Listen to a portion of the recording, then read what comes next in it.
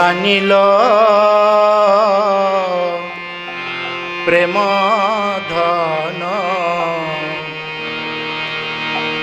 করুণা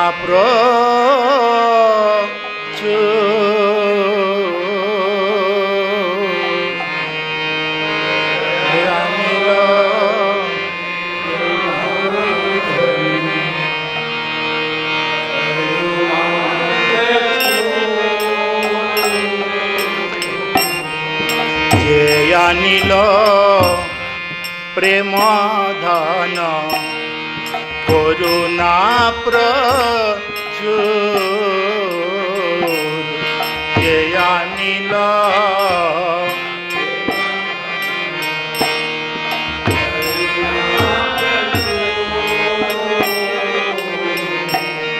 হেন প্রভু কোথা গেলা আচার্য ঠাকুর হেন প্রভু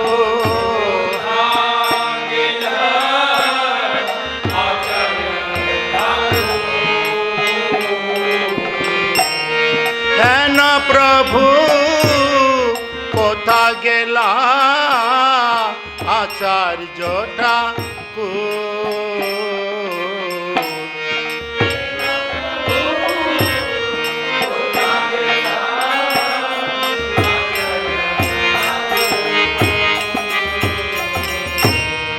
কাহা মোর স্বরূপ রূপ কাহা সনাতন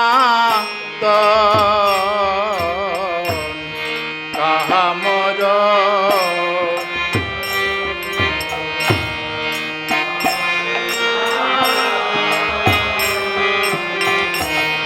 কাহা মোর স্বরূপ রূপ কাহা সনাতন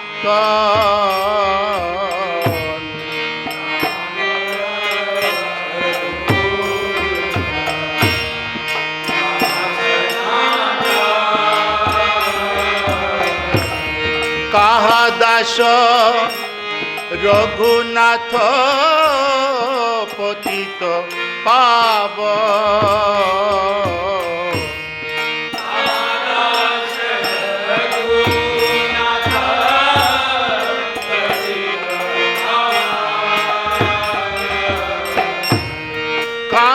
দাস রঘুনাথ পতিত পাবন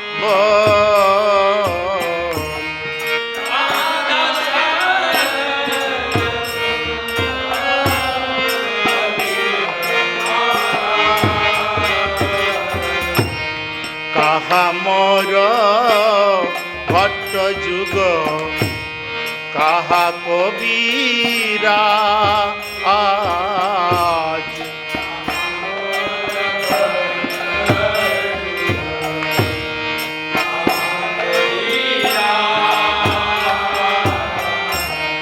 কাহা মোর ভট্ট যুগ কাহা কবিরা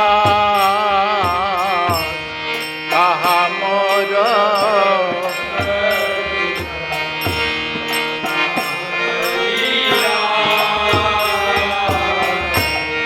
এক কালে কোথা গেলা গোরা নট রাজ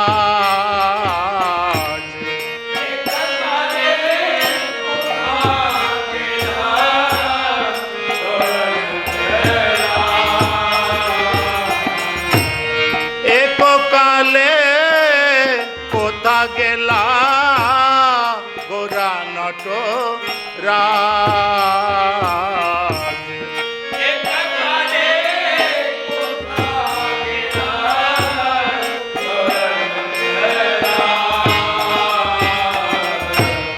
পাশানে কুটিব মাথা অনলে পশিব পাশানে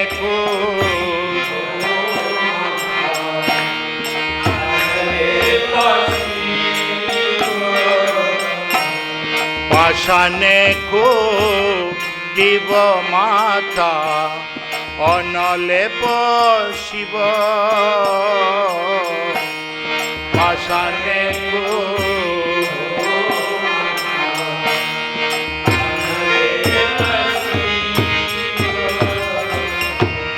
গৌরাঙ্গ গু নিধি কোথা গেলে পাব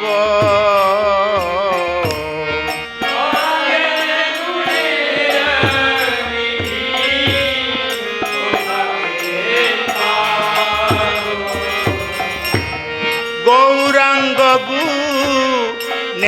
নিধি কোথা গেলে পাব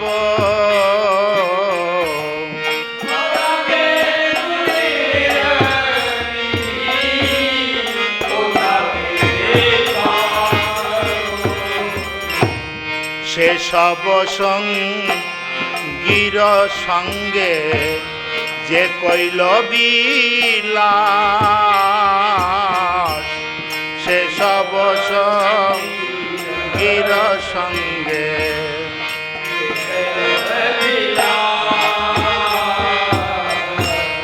সেসব সঙ্গীর সঙ্গে যে কইল বিলাস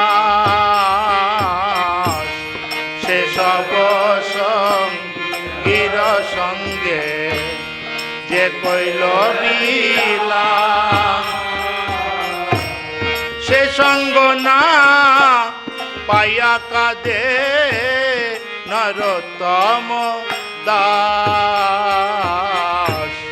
সে সঙ্গ না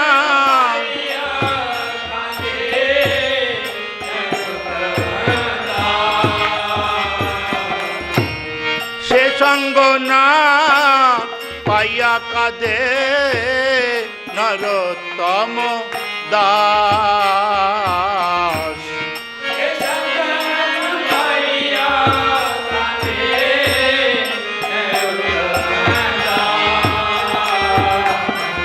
অজয়ানিল প্রেম ধন করুণা প্রচুর জয়ানিল প্রেম ধন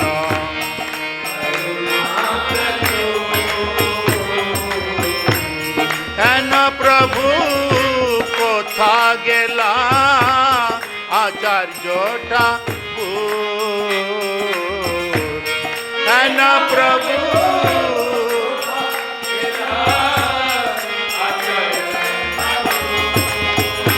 দয়াল আচার্য ঠাকুর আচার্য ঠাকুর আচার্য ঠাকুর দয়াল আচার্য ঠাকুর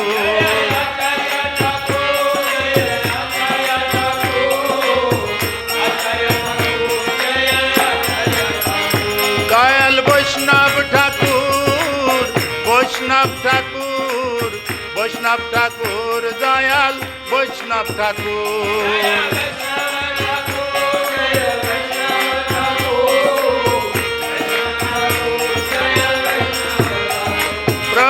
प्रभुपाद प्रभुपाद प्रभुपाद प्रभुपाद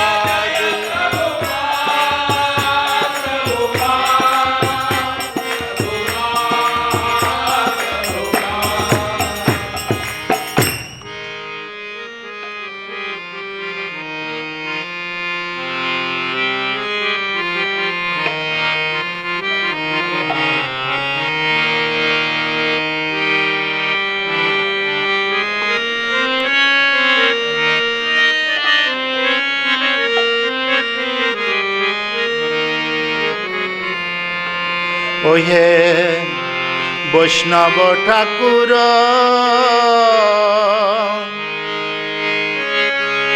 দয়ার সাগর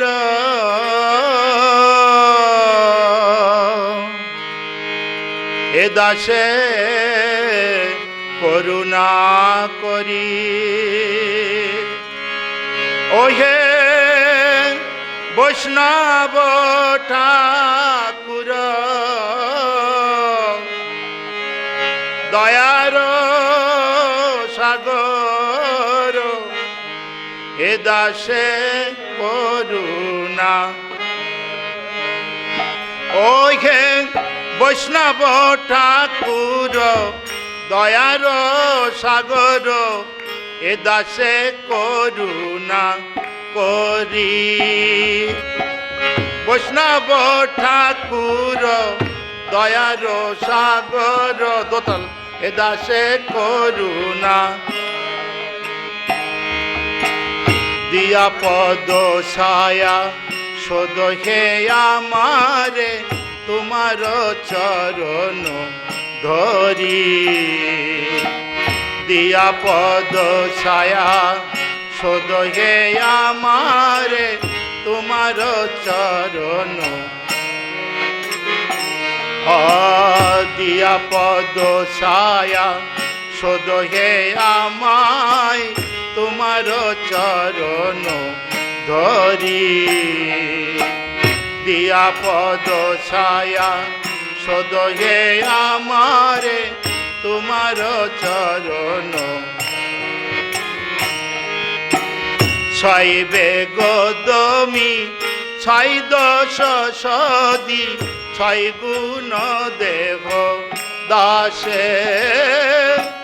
ছয়বে গদমি ছয় দশ সদি, ছয় গুণ দেহ। আর ছয়বে গদমি ছয় দশ সদি, ছয় গুণ দেহ দাসে। ছয়বে গদমি ছয় গুণ দেহ দাসে। ছয় সৎসঙ্গ দেহ হে আমারে, বসেছি সঙ্গের আসে। ছয় সৎসঙ্গ দেহ হে আমারে, বসেছি সঙ্গের। আর ছয় সৎসঙ্গ দেহ হে আমারে, বসেছি সঙ্গের আসে। ছয় সৎসঙ্গ দেহ হে আমারে, বসেছি সঙ্গের। একাকী আমার নাহি পাই বল, হরিনাম সংকীর্তনে। একাকী আমার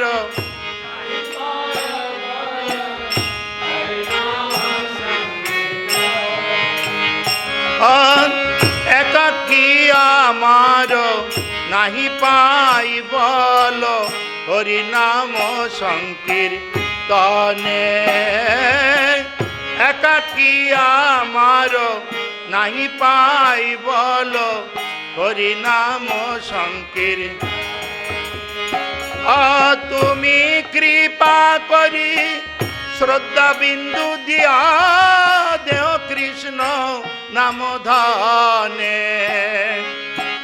তুমি কৃপা করি শ্রদ্ধা বিন্দু দিয়া, দেহ কৃষ্ণ নাম। তুমি কৃপা করি শ্রদ্ধা বিন্দু দিয়া, দেহ কৃষ্ণ নাম ধানে।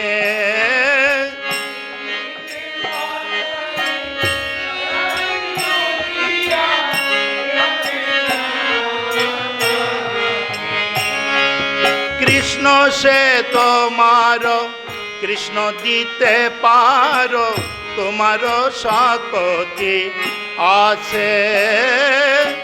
কৃষ্ণ সে তোমার,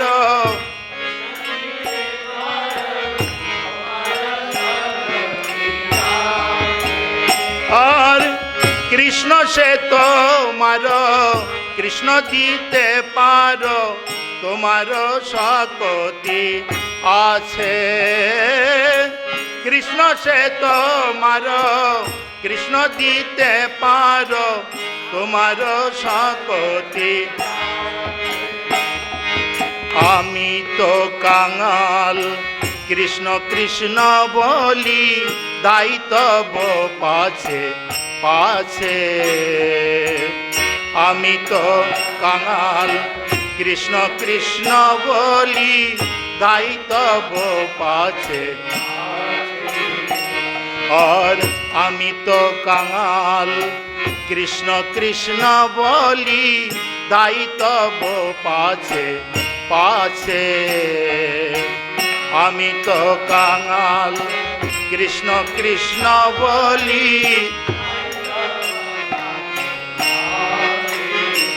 আমি ধাই তব পাছে পাছে দাই তব পাছে কৃষ্ণ ধন পাবার আশে ধাই তব পাছে পাছে কৃষ্ণ ধন পাবার আশে ধাই তব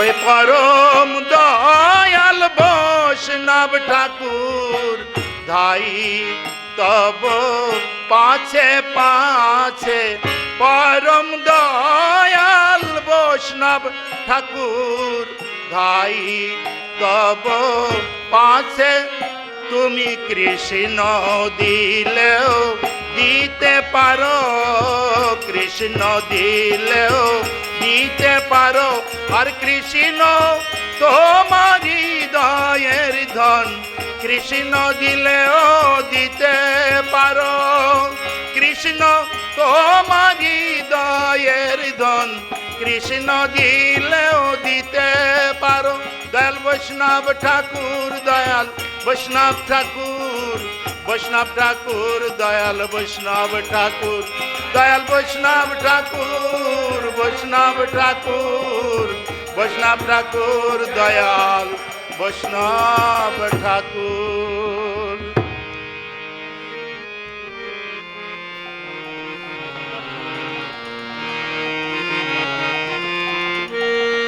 गुरुदेव कृपा बिंदु दिया करो ये दासे तृणापेक्षायति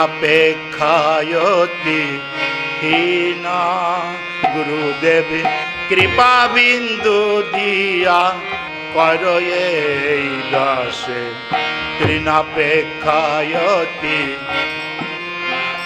गुरुदेव कृपा बिंदु दिया करो ये दासे तृणापेक्षायति हीना देव कृपा बिंदु दोताल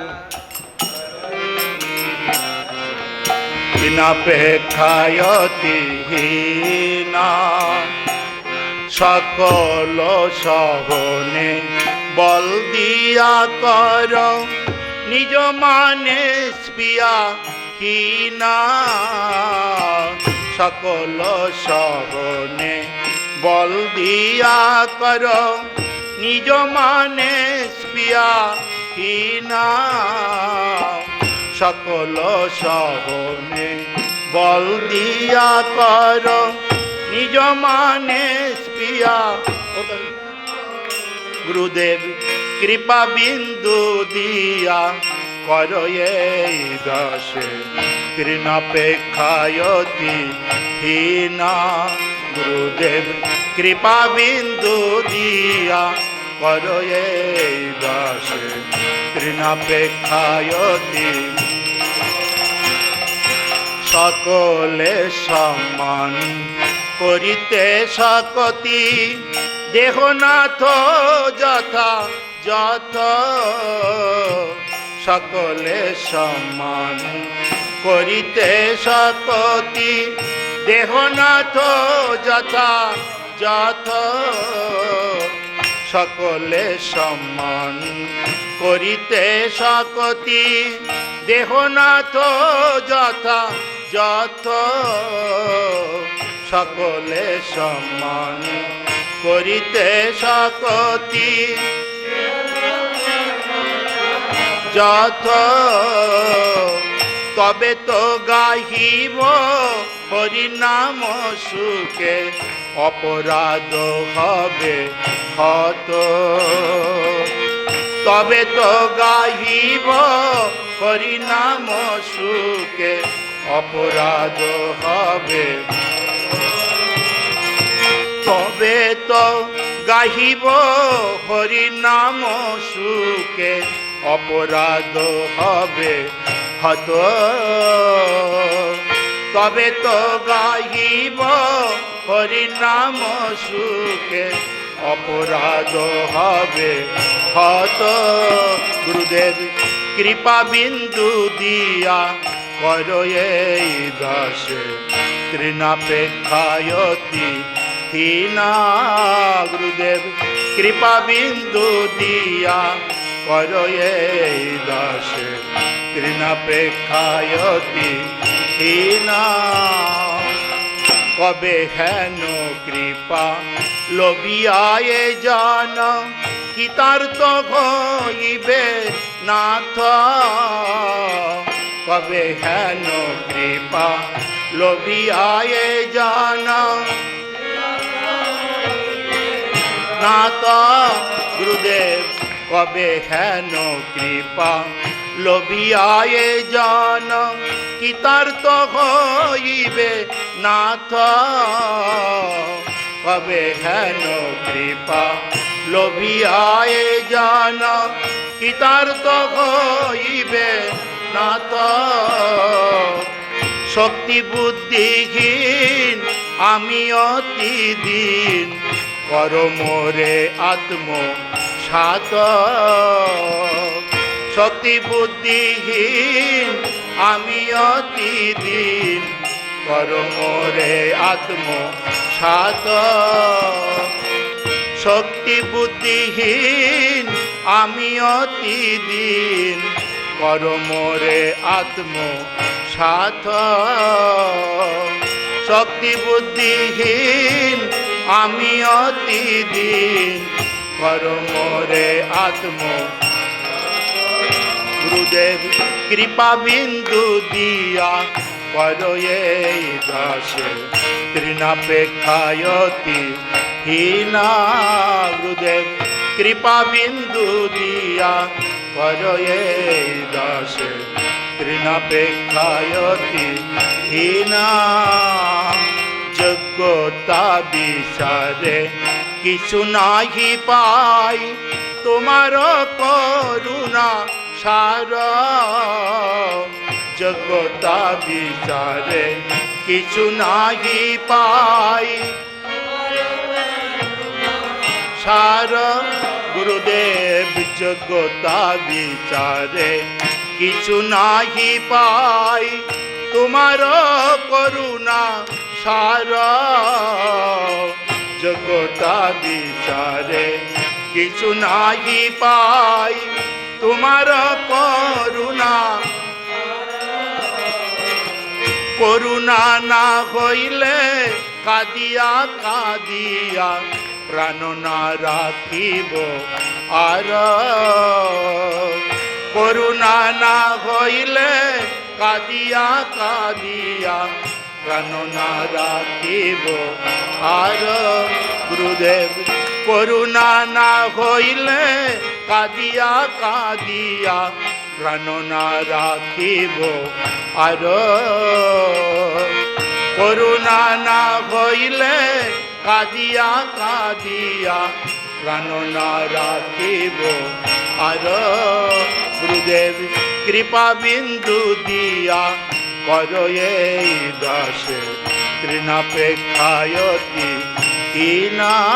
গুরুদেব কৃপা বিন্দু দিয়া করো এই দাসে তৃণাপেক্ষায়তি হীনা।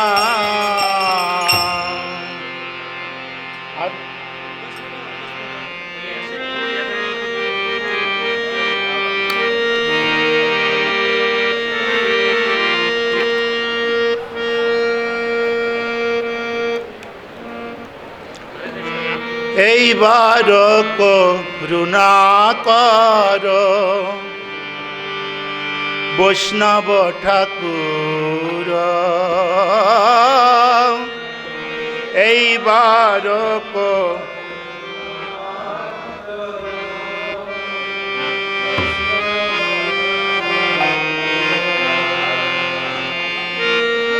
এইবার করুণা কর বৈষ্ণব ঠাকুর,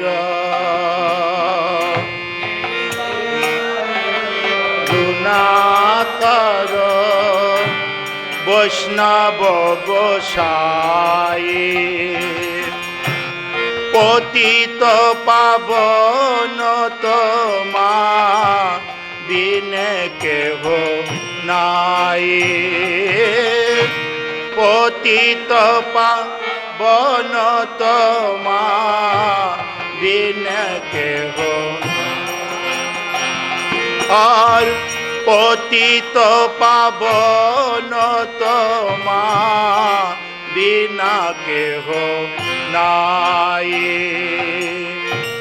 পতিত পাবন তোমা বিনা কেহ, যাহার নিকটে গেলে পাপ দূরে যায়,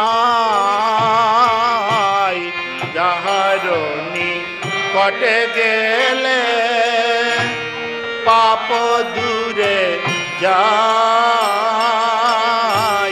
যাহার নিকটে গেলে পাপ দূরে যায়, যাহার নিকটে গেলে পাপ দূরে যায়, এমন দয়ালো প্রভু কে বা কোথা পাই, এমন দয়ালো প্রভু কে বা কোথা, এমন দয়ালো প্রভু কে বা কোথা পাই, এমন দয়ালো প্রভু কে বা কোথা, গঙ্গার রস হইলে পরসাতে পাব না, গঙ্গার রস হইলে পরসাতে পা, গঙ্গার রস হইলে পরসাতে পাব না, গঙ্গার রস হইলে পরসাতে পা, দর্শনে পবিত্র কর এই তোমার গুণ, দর্শনে পবিত্র কর এই তোমার, প্রভু দর্শনে পবিত্র কর এই তোমার গুণ, দর্শনে পবিত্র কর এই তোমার, হরিস্থানে অপরাধে তারে হরির নাম, হরিস্থানে অপরাধে, হরিস্থানে অপরাধে তারে হরির নাম, তোমার স্থানে অপরাধে নাহি কোয়ড়ান, তোমার স্থানে অপরাধে নাহি কোয়ড়ান, তোমার হৃদয়ে সদা গোবিন্দ বিশ্রাম, তোমার হৃদয়ে সদা গোবিন্দ বিশ্রাম, গোবিন্দ কহে নম বৈষ্ণব পরাণ, গোবিন্দ কহে নম বৈষ্ণব পরাণ, প্রতি জন্মে করি আশা চরণের ধুলি,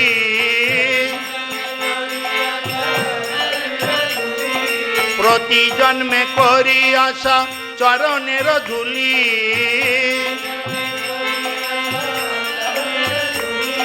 নরোত্তমে করো দয়া আপনার বলি,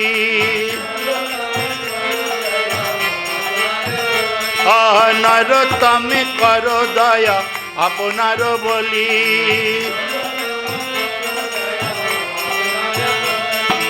এইবার করুণা করো বৈষ্ণব গোসাই, পতিত পাবন তোমা বিনা কেহ নাই,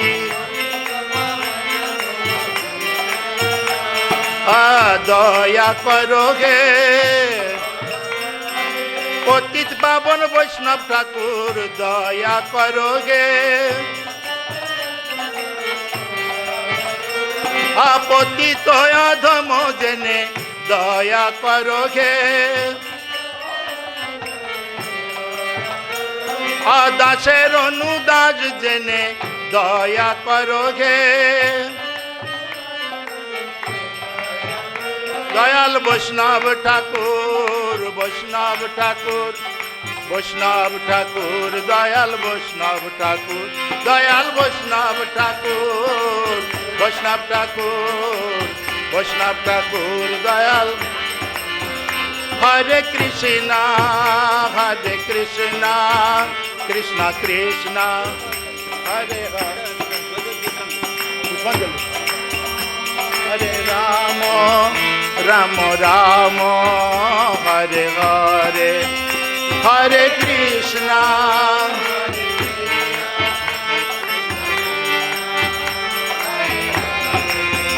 Again, I just came back to America yesterday, and it was a long flight from Mumbai to New York, New Jersey. Say about 16 hours flight. So you can well imagine my physical shape, but I hope that I'll be able to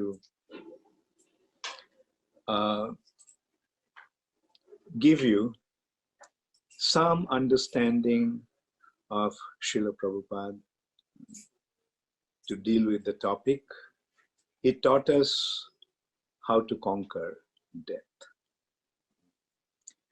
That's what Srila Prabhupada taught us through his own example. Srila Prabhupada was the perfect example.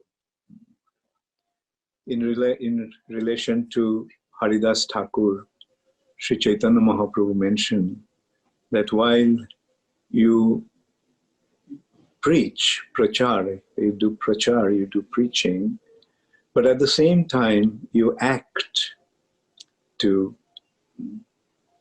indicate, to show people how to practice this process of Krishna consciousness.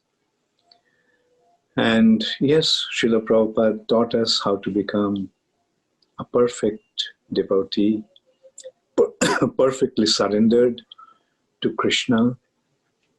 And like, as I told the other day before yesterday while I was speaking, that I came to Krishna consciousness quite late. I came at a time when Srila Prabhupada had more than 10,000 followers and 6,000 initiated disciples.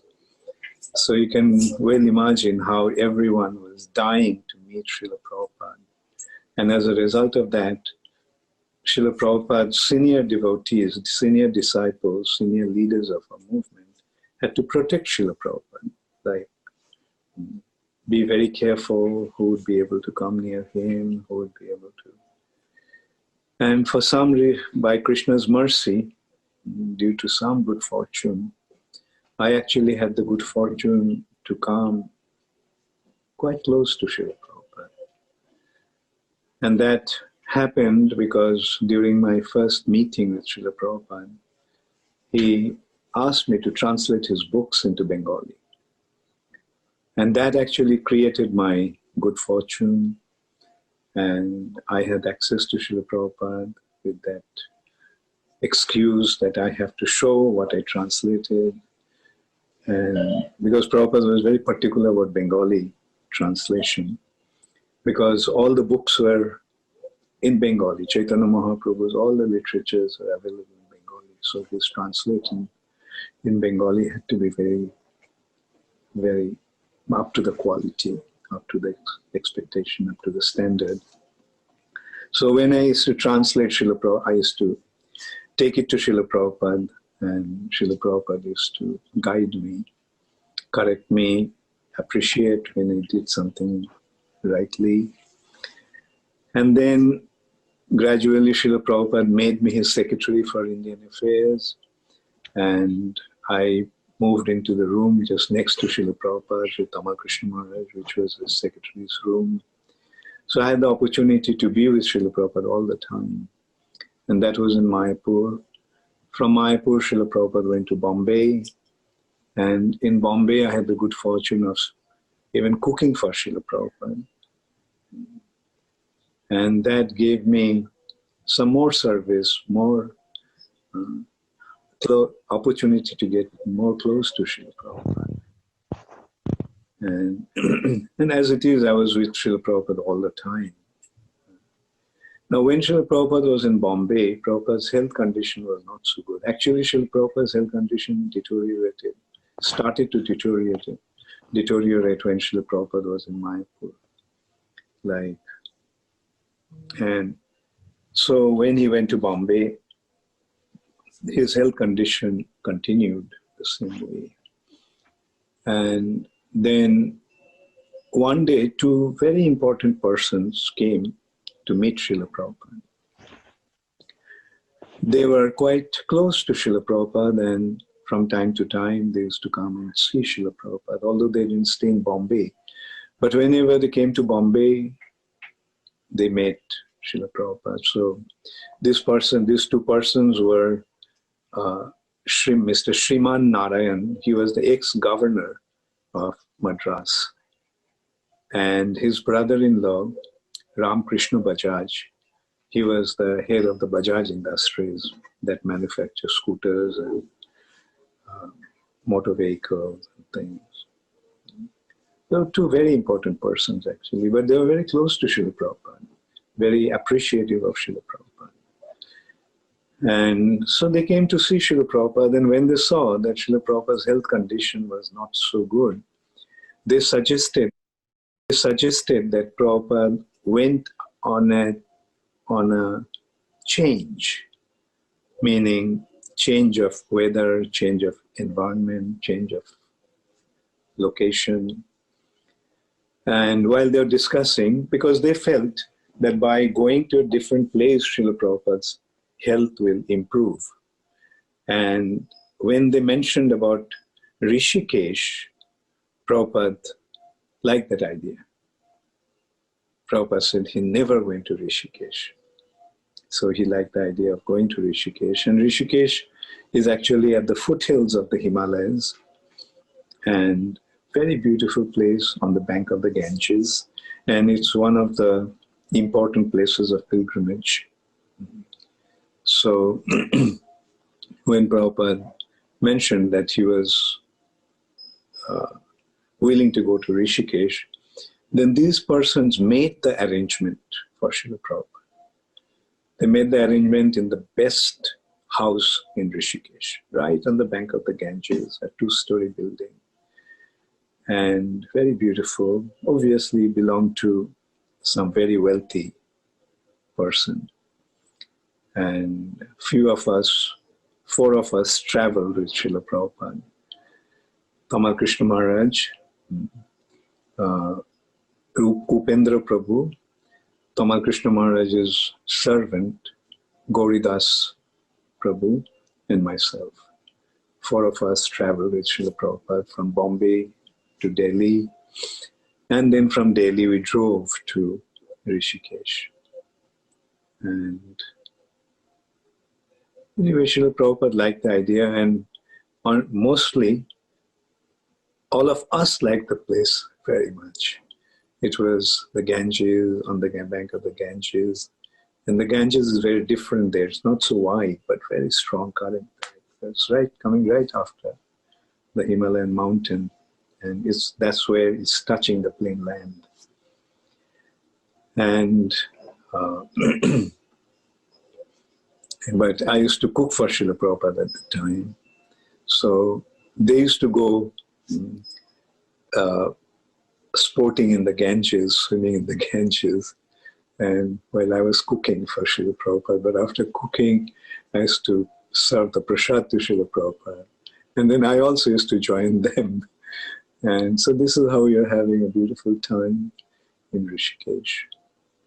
Then one day, all of a sudden, a huge storm hit Rishikesh. It was unbelievable. All this while, the weather was so beautiful, bright sunshine. And because it was at the foothills of Himalaya, although it was midsummer, but it was very, very pleasant, and Ganga was like so refreshing. The Ganga water, I mean, you can see it's really nectar, because as soon as you take a dip in Ganga, you literally feel rejuvenated. And the cold water, and so pure, so beautiful. So, but then all of a sudden the weather turned. It was incredibly powerful storm, and along with that came torrents of rain. And there was no electricity because the electric poles got uprooted, so the electric supply got interrupted. So it was dark, and especially at night, you used to feel the dark influence of that place. And, like when it rains, and, like you can hear the sound of the wind raging actually. And so first day, 2 days, it continued like that, storm and rain. And then at night, when it continued like that, Srila Prabhupada, that time actually the storm stopped and rain also stopped. And at night I used to be with Srila Prabhupada. Actually, one of us used to be with Srila Prabhupada all the time and stay awake, because just in case Prabhupada needed us. So my shift was from 12 to 2. And so I was attending Srila Prabhupada. Prabhupada was lying in bed. Then Prabhupada called me. So I lifted the mosquito net and leaned to Srila Prabhupada. And then Prabhupada said, "The time has come for me to leave my body. I want to leave my body in Vrindavan. Please take me to Vrindavan immediately." I mean, you can well imagine my condition, like when Prabhupada started to speak like that, I just literally started to shake all over. And I just ran downstairs and woke up Tamal Krishna Maharaj and told him what Prabhupada told me. And Tamal Krishna Maharaj also jumped out of his bed and ran upstairs. And Prabhupada told him the same thing. The time has come for me to leave my body. I want to leave my body in Vrindavan. So please take me to Vrindavan immediately. So that night only we packed everything. None of us spoke, just silently we packed everything. Prabhupada's things first, and then our things, and then we went to Vrindavan in the morning. I'm sorry, first we stopped in Delhi for the night, and the next morning we left for Vrindavan. So when we arrived in Vrindavan, all of a sudden the devotees got the news that Prabhupada was coming. So they all were ecstatic, like Prabhupada was coming. So you can really imagine the ecstasy that was prevailing there. But then Prabhupada mentioned why he came. After the darshan of the deities, Prabhupada walked to his room. All the devotees followed him, chanting kirtan. And they came to the room, and there Prabhupada mentioned why he came. And that was something, like they were so ecstatic, and all of a sudden, the whole scene changed. And they just started to cry. They just broke down crying. And Prabhupada started to explain how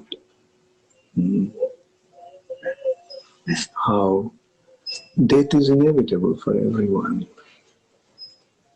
And he quoted that verse, Dehi Nashmin Jatha Dehi, Komaram Jovanam Jara. Like this body changes from childhood to youth, Komaram, Jovanam, Jara. Then eventually it becomes old. And then Tatha Dehantara Praptir. The body changes, but Dehi na, the Dehi, the owner of the body, doesn't change. The body changes from childhood to youth to old age.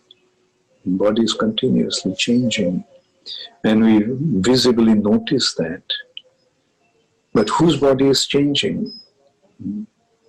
The soul's body. Soul is the proprietor.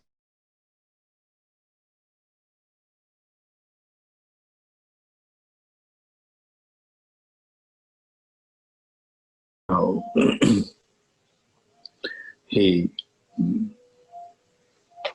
we have to accept that all of us at some point, someday, sooner or later have to leave our bodies. But dhiras tatra namihati. Dhira, one who is situated in knowledge, one who has become steady receiving this knowledge, he doesn't become bewildered. Muihati. He doesn't become overwhelmed. It was such a beautiful, beautiful lecture, or beautiful words of wisdom from Srila Prabhupada. But still, everyone was feeling heavy, and they all left Prabhupada's room. When everyone left the room, Prabhupada called me, and he told me to stop cooking for him. And he told me, from now on, you don't cook for me. What's the use of cooking when there is no appetite? And he told me not to cook for him and not to force him to eat. Don't cook for me and don't force me to eat. What's the point in eating when there is no appetite? So when Prabhupada spoke like that, I could realize that this is how Prabhupada was going to leave his body. He will stop eating, just like Parikshit Maharaj. He'll stop eating, he'll stop drinking, and this is how he would leave his body. When we stopped in Delhi, Tamakrishna Maharaj called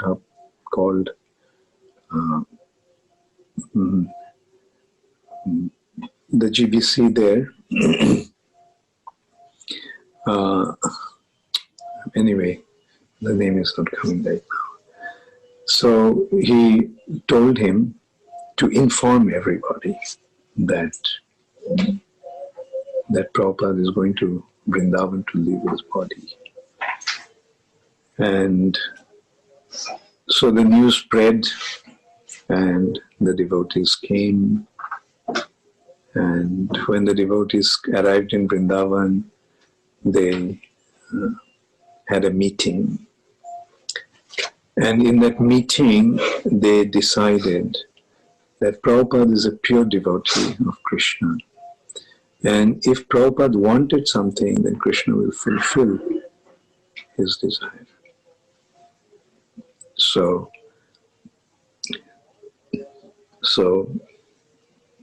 and also they mentioned that we are so young in Krishna consciousness. And if you leave us, what will happen to us? We'll become orphans. And so collectively they came to Prabhupada's room and they presented it to Srila Prabhupada. I was not there in that meeting. Tamal Krishna Maharaj was there, so I had to be with Srila Prabhupada. So I was in Prabhupada's room, so I heard that later on, what actually happened. And when they came, they presented it to Srila Prabhupada. And then Prabhupada just accepted that.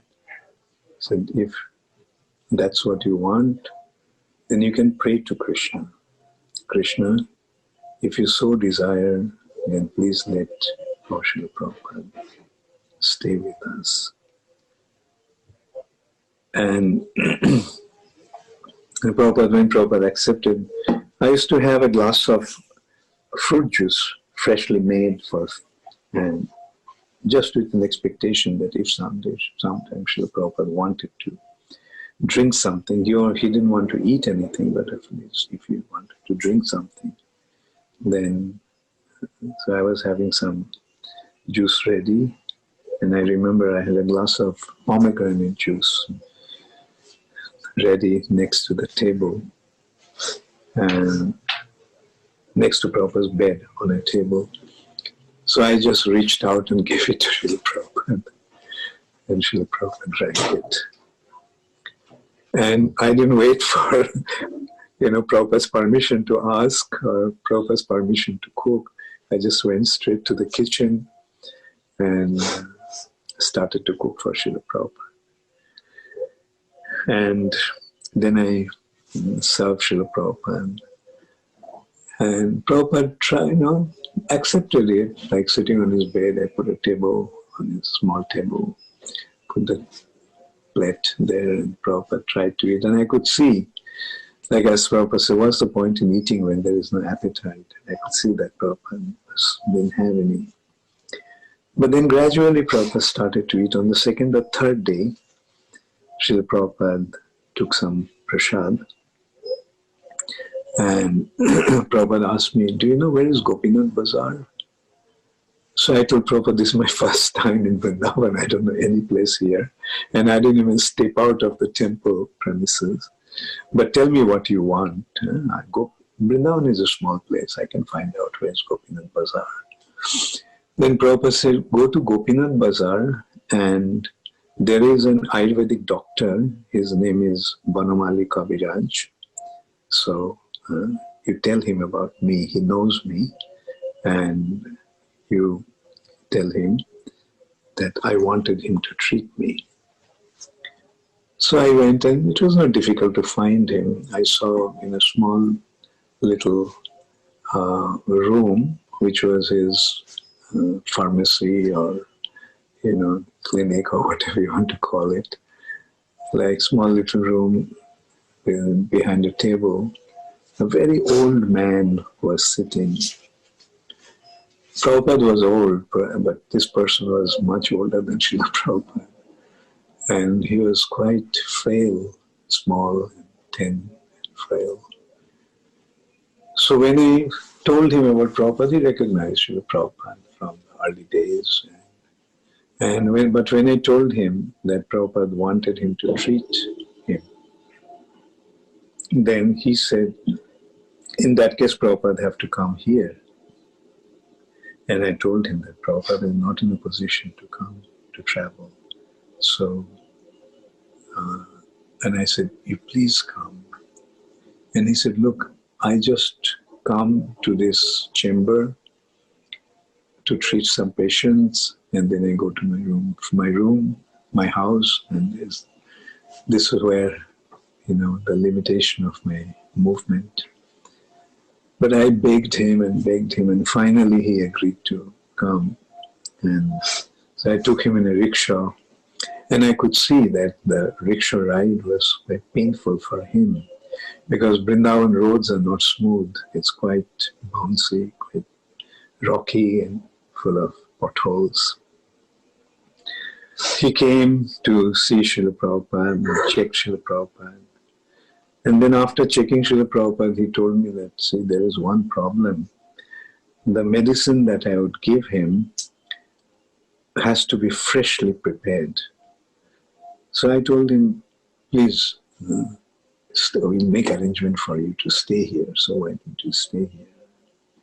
In our guest house, we'll make arrangements. So he said, declined. No, I can't stay here. I have to go home.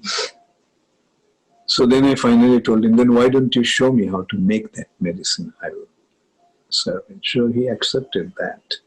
So he took me to the field, and he showed me two leaves of two plants. One is called Pathar Kuchi, and the other is called Punarnava. And so he showed me the plant, and he picked the leaves and took it to Prabhupada's kitchen, and he crushed them, made the juice extract, and then he added two salts. One was white and the other was pink. And so he demonstrated to Srila Prabhupada. And this is how he started to treat Prabhupada. And he wanted me to give that medicine 3 times a day. And Prabhupada's condition started to improve from that. And when Prabhupada's health condition improved, Prabhupada wanted to go to the West. His plan was, from India, he would go to London.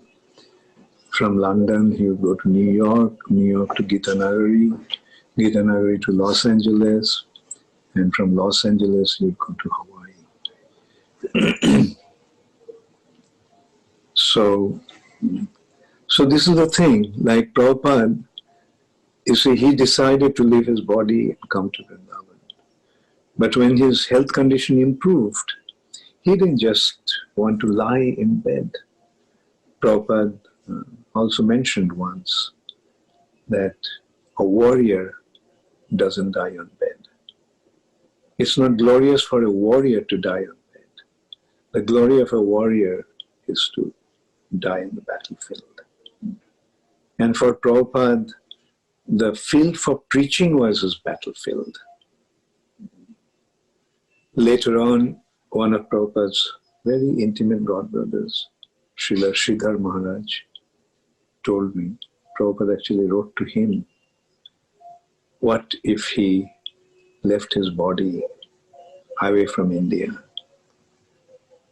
And Sridhar Maharaj's reply was that wherever you are, that is Vrindavan. Whether you leave your body in Vrindavan or in the outside of Vrindavan, outside of India, doesn't matter. Wherever you are, that is Vrindavan, because Krishna is there with you. So this is how Srila Prabhupada actually was showing, like his health condition improved, and he just wanted to leave and go to the West and preach, because he felt that preaching in the West is what is needed. India is, he used to say, 50% of the Indians are Krishna conscious. And today we can see that. In India, Krishna consciousness is expanding by itself. And So, but in the West, there is a need to urge people, motivate people, guide people to become devotees of Krishna.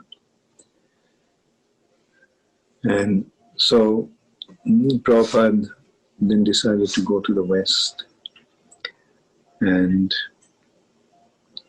But unfortunately, when Prabhupada arrived in London, his health condition deteriorated.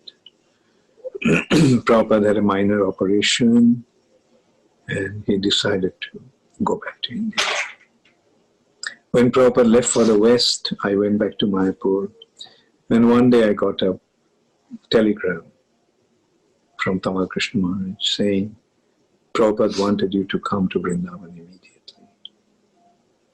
And so the next morning I took a flight and came to Vrindavan, came to Delhi, and came to Vrindavan in the evening. I was told that Prabhupada had some coughing, and they have given him some expectorant cough medicine. And this cough medicine makes you sleep. And so Upendra Prabhu immediately took me to Prabhupada's room, and he told me everything, that Prabhupada was coughing, he had some mucus. And he told what happened in London. And then at one point, Prabhupada was lying on his bed. It was semi-dark, and Upendra and I was sitting far away towards next to the door actually, to that room. And when Prabhupada woke up coughing, Upendra Prabhu went to Srila Prabhupada and he told him that I came. Then Prabhupada wanted to see me immediately. So I just went to Srila Prabhupada. Prabhupada told me to help him sit up on the bed. So I helped Prabhupada to sit up and propped him up with some pillows. When I was helping him to sit up, I could see Prabhupada became so emaciated. And Prabhupada's body was already very, very emaciated, but now it was it's unbelievable, so emaciated. And I told Prabhupada, you became so thin. And Prabhupada said, yes, now this body is just a set of bones in a bag of skin. And it was literally like that, a set of bones and a bag of skin, as if there was no flesh in the body. And so that was Prabhupada's condition. And I went to Banamali Kaviraj. The Banamali Kaviraj already started to come and treat, but I went and met with him. And Banamali Kaviraj told me that his condition is very, very bad. He said that I wish he didn't leave, because Banamali Kaviraj told me that when he heard that Prabhupada was going to leave for the West, he said, please don't let him go. This medicine I'm giving, it's working, and when the winter comes, his health condition improved considerably. At that time, I'll give him a very strong, very effective tonic, Ayurvedic tonic called Makara Dhaj. And the cold of the winter also will help him retain it, and that will rejuvenate. But I was also lamenting, why didn't I? When he told me not to let Prabhupada go, why didn't I insist? And actually that was the thing, like when Prabhupada decided to do something, nobody could stop him. What to speak of his disciples? We are not in a position at all to to tell Srila Prabhupada what to do and what not to do. Anyway, so Prabhupada, Banwali Kaviraj just said that my old medicine is not working, it's pointless treating him now. So he stopped treating. But the amazing thing is, although Prabhupada's health condition was so frail, but Prabhupada didn't stop translating. Prabhupada didn't stop advising the leading devotees how to manage affairs of ISKCON. And so this was Prabhupada, like apparently his body was reduced to just a set of bone in a bag of skin. But he continued practically doing everything. Like these are recorded, all these conversations, most of them are recorded. And you can see Prabhupada was speaking, although his voice is faint, but his consciousness is so clear.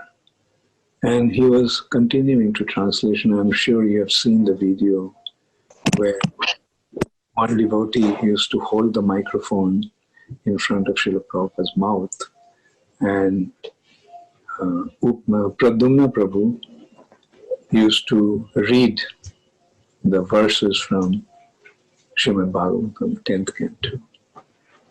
And Prabhupada used to translate and give the purport, bhakti-yoga purport.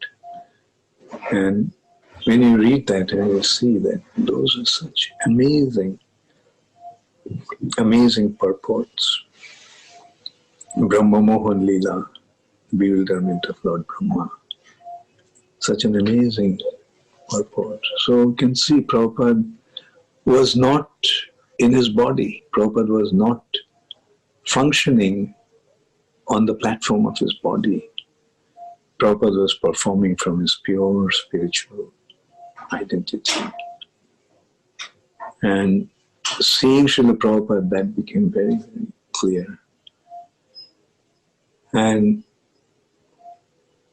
so still, like we were trying to hope that Prabhupada's health condition would improve.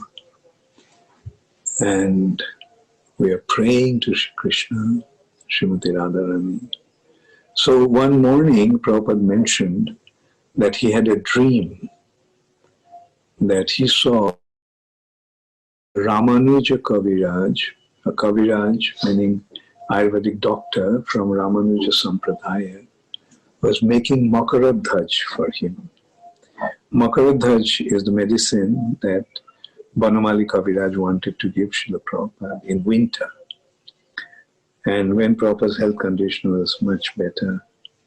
But Prabhupada said that he saw an Ayurvedic Ramanuja Kaviraj was making Makaradhaj for him, and we got an impression that if we can get a Ramanuja Kaviraj to make Makaradhaj, then Prabhupada's health condition will improve. So I went in search for a Ramanuja Kaviraj in Vrindavan. The first place I went was the Sri Rangam temple in Vrindavan. That's at the center of the Ramanuja Sampradaya. There was no Ayurvedic doctor there. And I started to look around, and there's one person, Ramanuja for Sampradaya, he said that he knows how to make Makaradhaj. So I didn't trust my decision, so I told Bhagavan Prabhu to come. Actually, I consulted with Tamal Krishna Maharaj, and Tamal Krishna Maharaj suggested that Bhagavan Prabhu and I go to meet that person. And Bhagavan Prabhu felt that this person is a fake.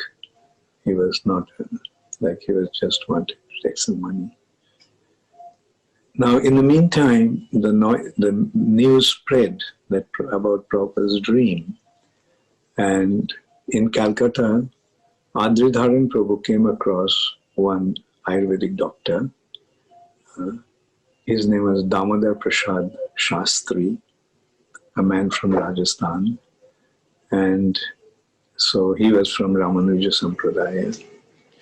So when Adridharan Prabhu mentioned that, then he came, he brought this Ayurvedic doctor. And so he came, and in the meantime, another thing happened actually. So one devotee from Delhi got this Makaradhaj from somebody. And so he brought the Makaradhaj.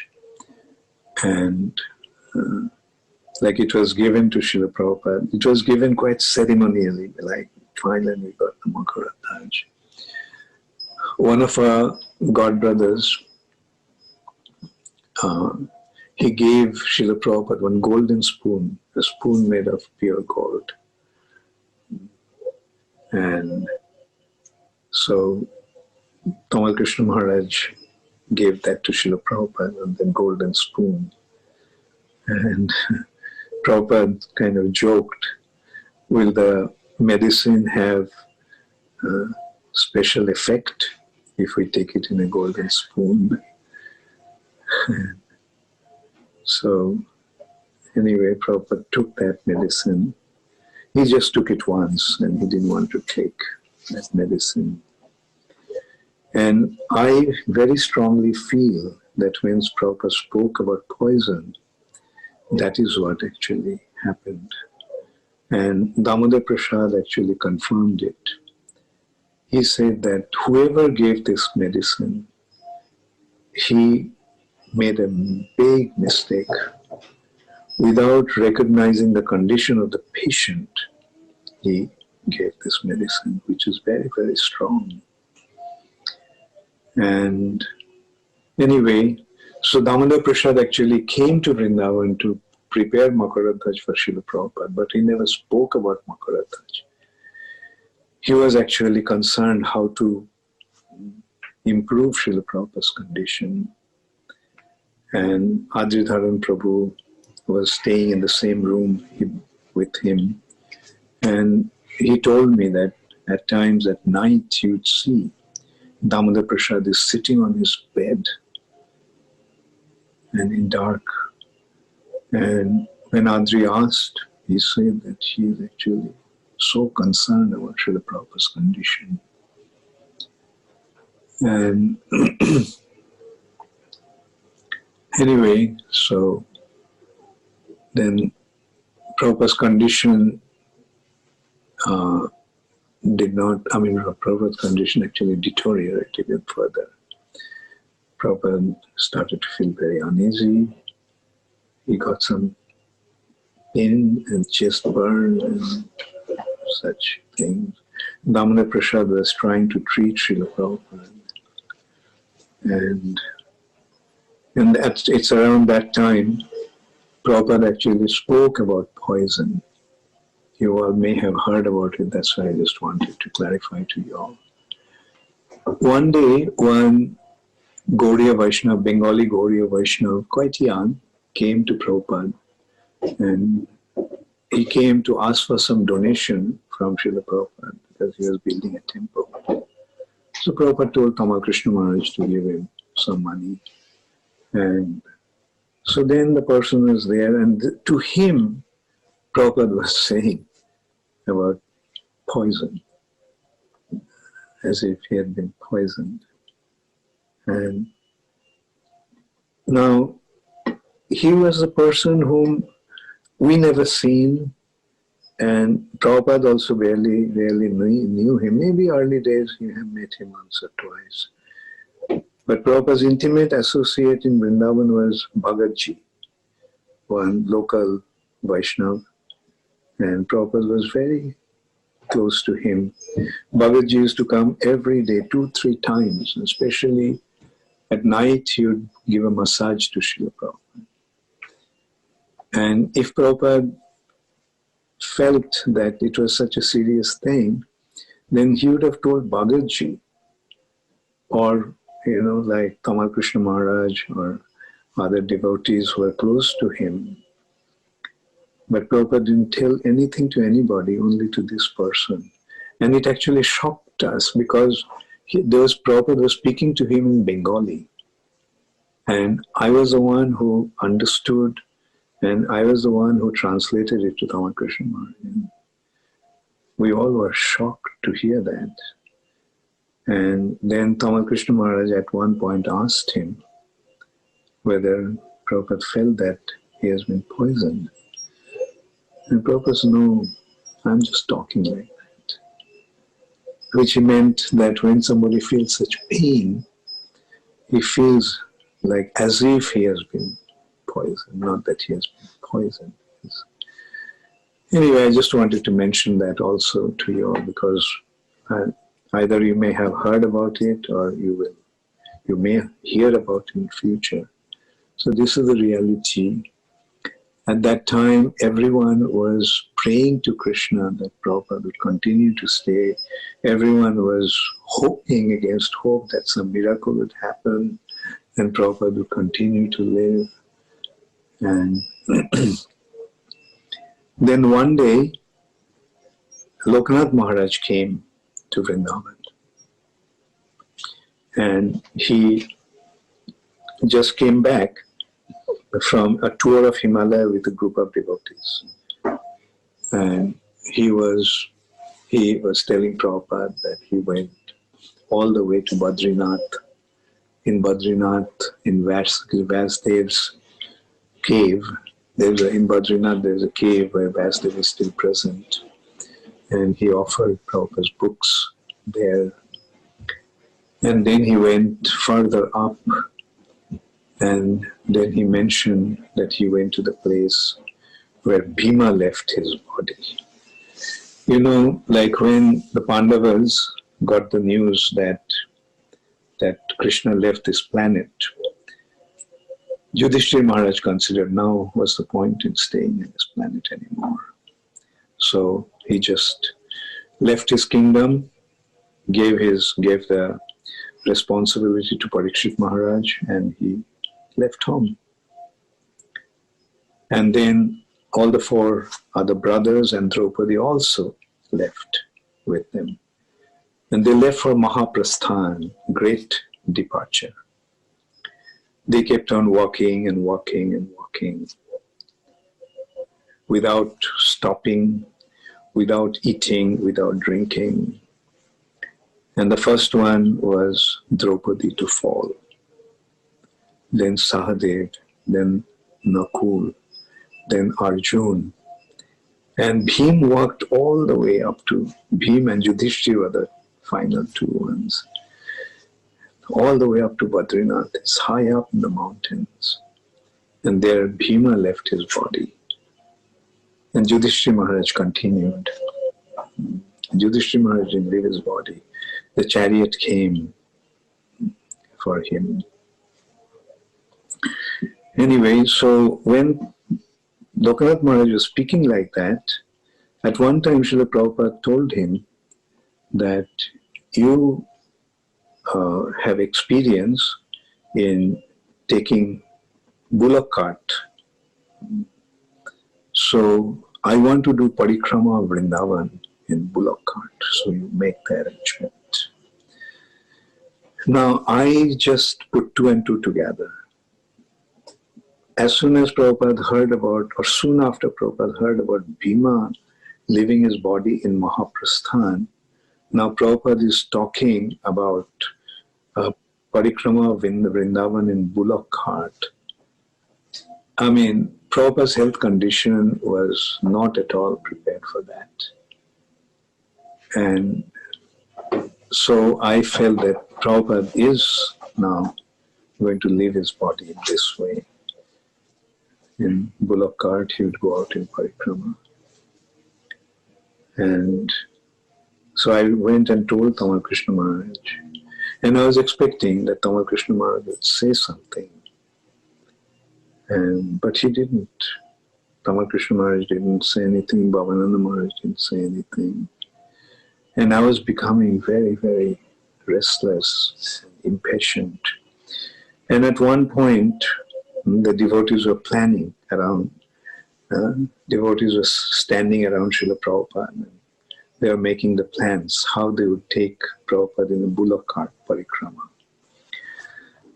And then they were saying that at night they will stop and make a tent for Prabhupada under a tree. And Prabhupada would spend the night there. I couldn't contain myself. I just blurted out. Do you know that Prabhupada can't even turn to his side? If we are not careful while we are helping him to turn to his side, because he used to get tired lying on his back all the time. And if we are not careful, then he would feel pain. And you are planning to take him in a bullock cart right through the Vrindavan roads. And you are planning to have him stay under a tree, in a tent, even in the room, in spite of the heater and 2 blankets. Prabhupada feels cold. Vrindavan at that time was quite cold, actually. And then everyone stopped. Everyone became silent. Then Prabhupada mentioned that, okay, I'll ask Babaji Maharaj. Srila Krishnadas Babaji Maharaj was a very close associate of Srila Prabhupada, friend, intimate friend. So I thought that that's a hope, that I will tell Babaji Maharaj what's happening, and probably he could stop Srila Prabhupada from going. And so Babaji Maharaj was supposed to come in the evening, and I went to the kitchen to get something for Srila Prabhupada. And when I came back, then I saw that Babaji Maharaj is already there, sitting on a chair next to Srila Prabhupada's bed, and they were making plans to go out on that bullock cart parikrama of Vrindavan. So my last hope was gone. So I got an idea. I went to the kitchen, made a plate of fruits, and came to Srila Prabhupada and said, Prabhupada, I made some prasad for Babaji Maharaj. So Prabhupada said, okay, bring it here. So I said, no, Prabhupada, I kept it in the room next room. So Prabhupada told Babaji Maharaj, so please go and take some prasad. So when Babaji Maharaj was taking the prasad, I told Babaji Maharaj everything about Loknath Maharaj telling about Bhim's Mahaprasthan, Prabhupada telling about bullock cart parikrama, and there is no way Prabhupada can actually sustain that condition. So Babaji Maharaj then said, then he shouldn't go. I said, yes, Babaji Maharaj, you are the only one who can convince him not to go. Babaji Maharaj was so humble. He said, me? How can I tell him? So I said, Babaji Maharaj, you are our last hope. So you can well imagine, we are not in a position to tell Srila Prabhupada. And so then Babaji Maharaj got up, washed his hands, walked straight up to Prabhupada's room, and just said, I heard everything, and you cannot go. And then Babaji Maharaj, Srila Prabhupada said, okay, if you don't want me to go, then I won't go. And I immediately ran to give the news to Tamal Krishna Maharaj. And we were staying in the guest house. So as I was climbing up the stairs, in the guest house, I saw Tamal Krishna Maharaj and Bhavananda Maharaj were coming down. And I told them, and they were actually they became so, they're actually planning that at night, Bhakti Sarup Damodar Maharaj would come to attend Srila Prabhupada. So at that time when no one would be around, they would come and tell Prabhupada not to go in the parikrama. But they couldn't wait till that. They became so restless. So they were just rushing down the stairs. And so I told them, and we all ran into Prabhupada's room. And Tamal Krishna Maharaj just he just spoke up like, Prabhupada, you put us in such acute anxiety. We do not know what to do. And then Prabhupada turned towards Babaji Maharaj and told him, see how much they love me. And then he started to speak about Bhavananda Prabhu. Like in Mayapur, the Muslims attacked the temple and Bhavananda took the gun. That was not a powerful single gun. It's a, what's it called? I mean, many things go out from shotgun actually. And so few of the Muslims are injured. And the police came and arrested some devotees. And they arrested, took them to Navadvip and made them walk through the streets with them chained up. It was so humiliating. And while speaking like that, Prabhupada just started to cry. And so this is how Srila Prabhupada's desire to go to parikrama did not happen. And that's still a controversy, like maybe we should have let Prabhupada go. But you see, those of us who were serving Srila Prabhupada could not let him go and leave his body in such a condition, like doing in a bullock cart in that road full of rocks and potholes. And then, as you know, after Govardhan Puja, Srila Prabhupada, one morning, Damodar Prasad, the Ayurvedic doctor from Calcutta, he told me that Prabhupada didn't pass any urine. And if he doesn't pass any urine, then he will leave his body within 14 hours. And so I told Tamal Krishna Maharaj, and he also mentioned that the only way that we can do is make him pass by putting a catheter. So we had a meeting in the room next to Prabhupada's, and all the leading disciples of Srila Prabhupada were there, and Tamal Krishna Maharaj asked one after another. And Prabhupada actually mentioned that nothing should pierce his body, not even a needle. And we felt that, catheter penetrating his body would not be right. And so when it was decided then that we won't do that, we knew that now Prabhupada is going to leave his body. That was soon after the Mangalarati, around 5:15. And Damodar Prasad said that Prabhupada has about 14 hours. And we can see how accurate his statement was.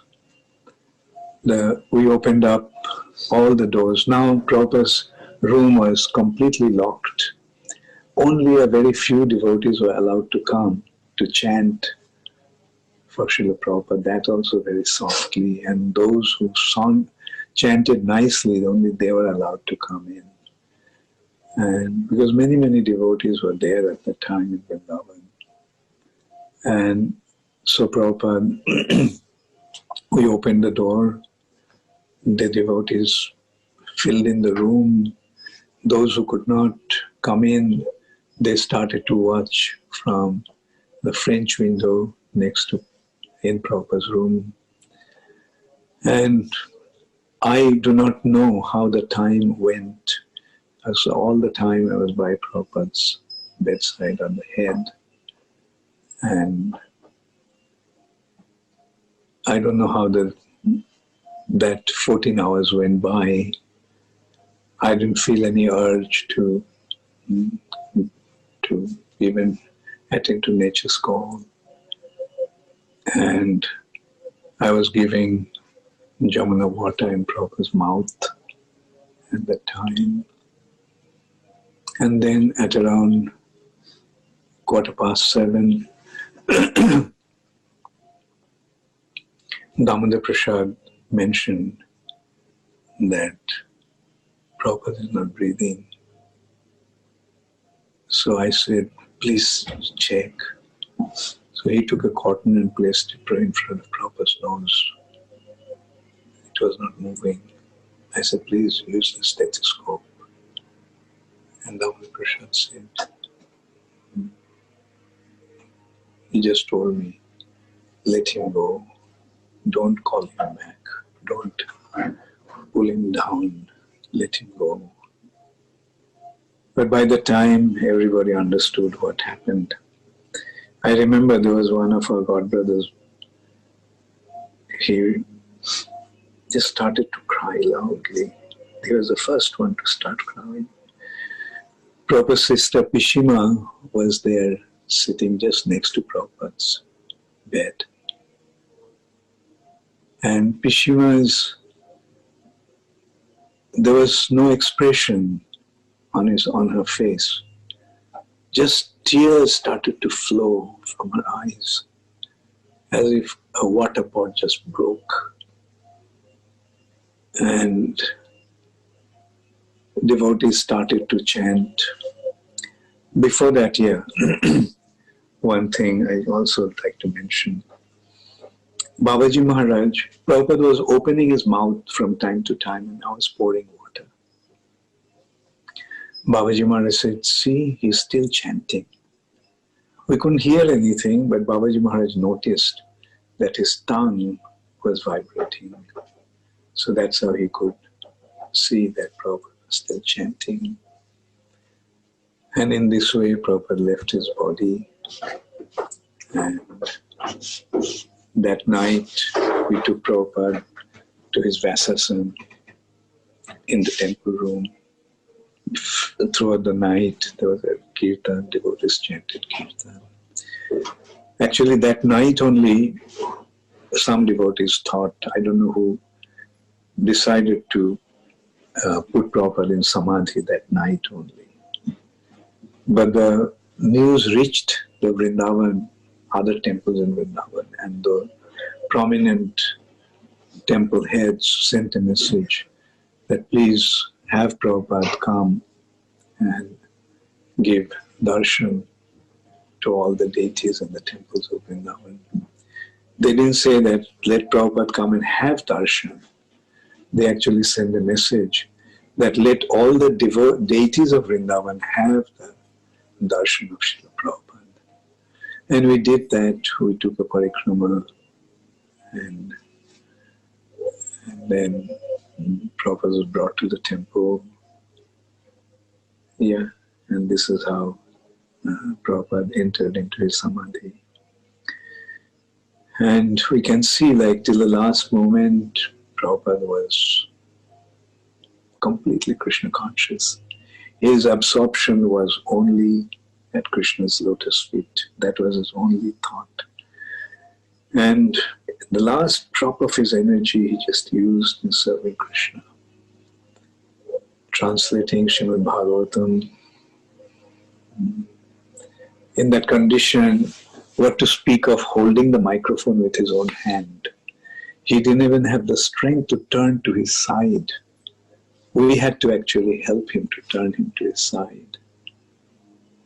And in that condition, he just continued to give his Bhakti-Vedanta purport and translate Srimad Bhagavatam.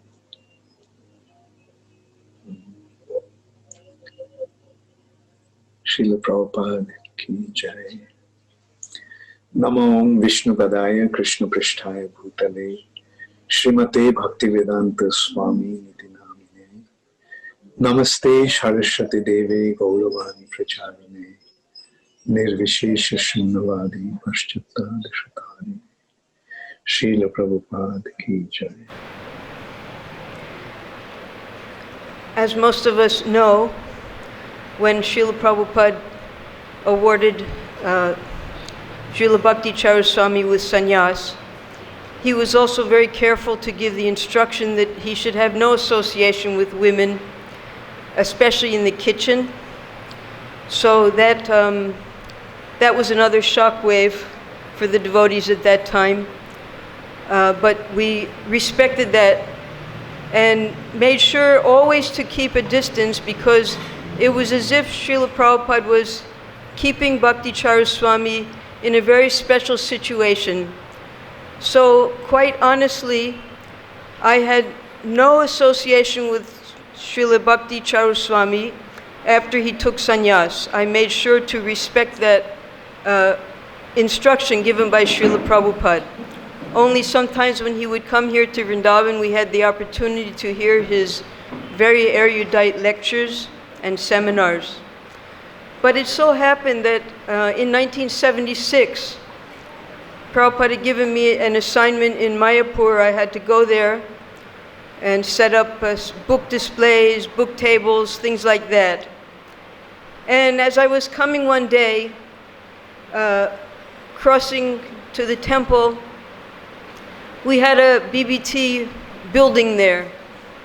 And coming down the steps of that building, I noticed a very extraordinary person who I'd never seen before in Mayapur. Because in those days in Mayapur, the only young boys who were joining were mostly village boys. We had some orphans, we had some refugees, and practically no really educated people were joining at the Mayapur temple at that time. So when I saw this person walking down the steps of the BBT office, I noticed that obviously this is a very cultured person. He looked very highly educated. He had an air of already being a Vaishnava, though I'd never seen him before in the movement. And I thought to myself at that moment, immediately upon seeing this person, that if we can attract young men like this in India, then surely Srila Prabhupada's movement has a chance of becoming successful. It was my first thought when I saw this person. So then, while doing the assignment, the GBCs, they were giving me different people to help, and none of them were up to par. They couldn't read properly, they couldn't understand the instructions. So finally I went to them and I said, you have to give me someone with a brain, someone who does what I ask them to do. So of all people, they sent this particular person who I'd seen coming down the steps that day. And he was remarkable. So gentle, intelligent, understood everything.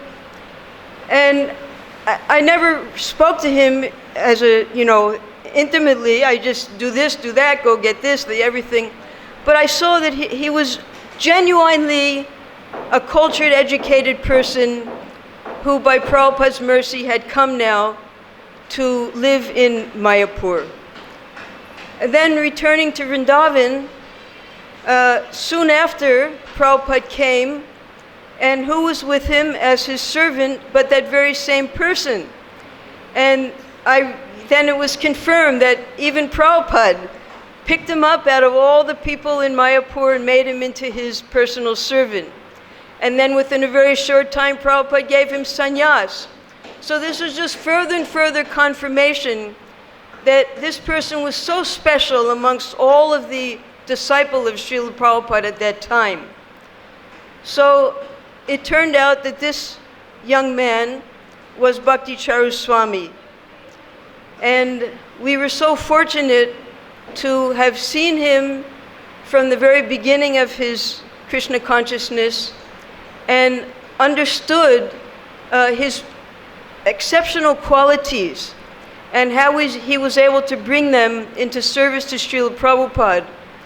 And those who are his disciples, who were able to learn from him all of the intricacies of Krishna consciousness, etiquette, culture, how to preach on a very high level, you're most fortunate.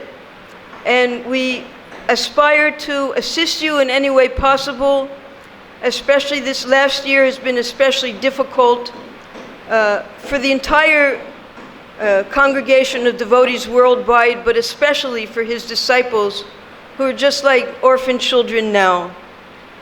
So if there's any way that I can personally assist any of you in your Krishna consciousness to help fill the gap of the disappearance of your spiritual master, I'm always at your service. And I hope that you will all take shelter of the elder devotees within the movement.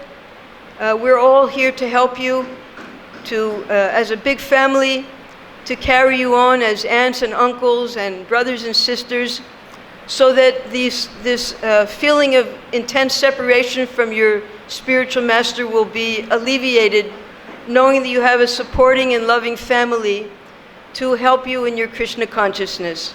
Hare Krishna. Jai Sri Krishna Chaitanya Prabhu Nityananda Sri Advaita Gadadhar Shivasari Gaur Bhakta Vrinda Hare Krishna Krishna Krishna Hare Hare Hare Rama Rama Rama Hare Hare. Srila Bhakti Charu Swami Maharaj Ki. Unfortunately, when Bhakti Charu Maharaj became a devotee and a sannyasi, I was way on the other side of the world. So I didn't have much association. But when he did come to Ujjain, then we used to come there. And he was always so kind to us, always invite us for prasad. And he was expert cook. He was a pillar, one of Prabhupada's pillars of our society of Krishna consciousness. And he served Prabhupada. We just heard how he served Prabhupada so lovingly to the last moment, and so fortunate. He was a disciple that Prabhupada dreamed about.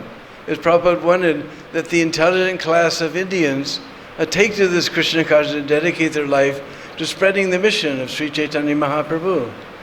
And most people who get education in the West, then they just want to make money. But somehow Bhakti Charu was so inspired by Srila Prabhupada, he gave up everything and became just to spread the movement of Sri Chaitanya Mahaprabhu. And he served Srila Prabhupada so sweetly, and then just recently he's built this beautiful temple in Ujjain, and white marble temple to Madan Mohan, is it? And Sandipani Muni. So, and we went to his place in Delan. This lecture was given in Delan, I believe. Although he wasn't feeling well that day, we didn't get association with him. But we saw he has a wonderful project there, right by a lake. So many wonderful, great possibilities. So we give you all our blessings to join together to try to fulfill the desires of Bhakti Charu Maharaj. He had a wonderful place there in Ujjain, a wonderful place in Florida. And as Devi Shakti said, we're all here to help you.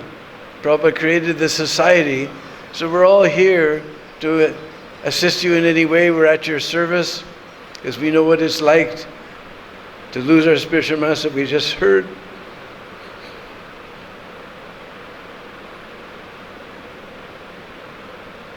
Bhakti Charu's personal experience,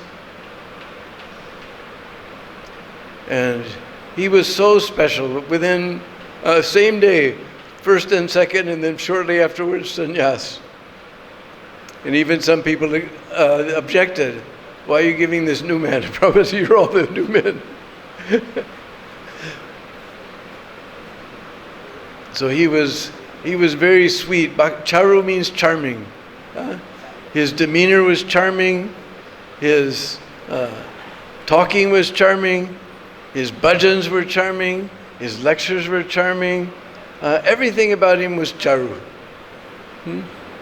His cooking was charming.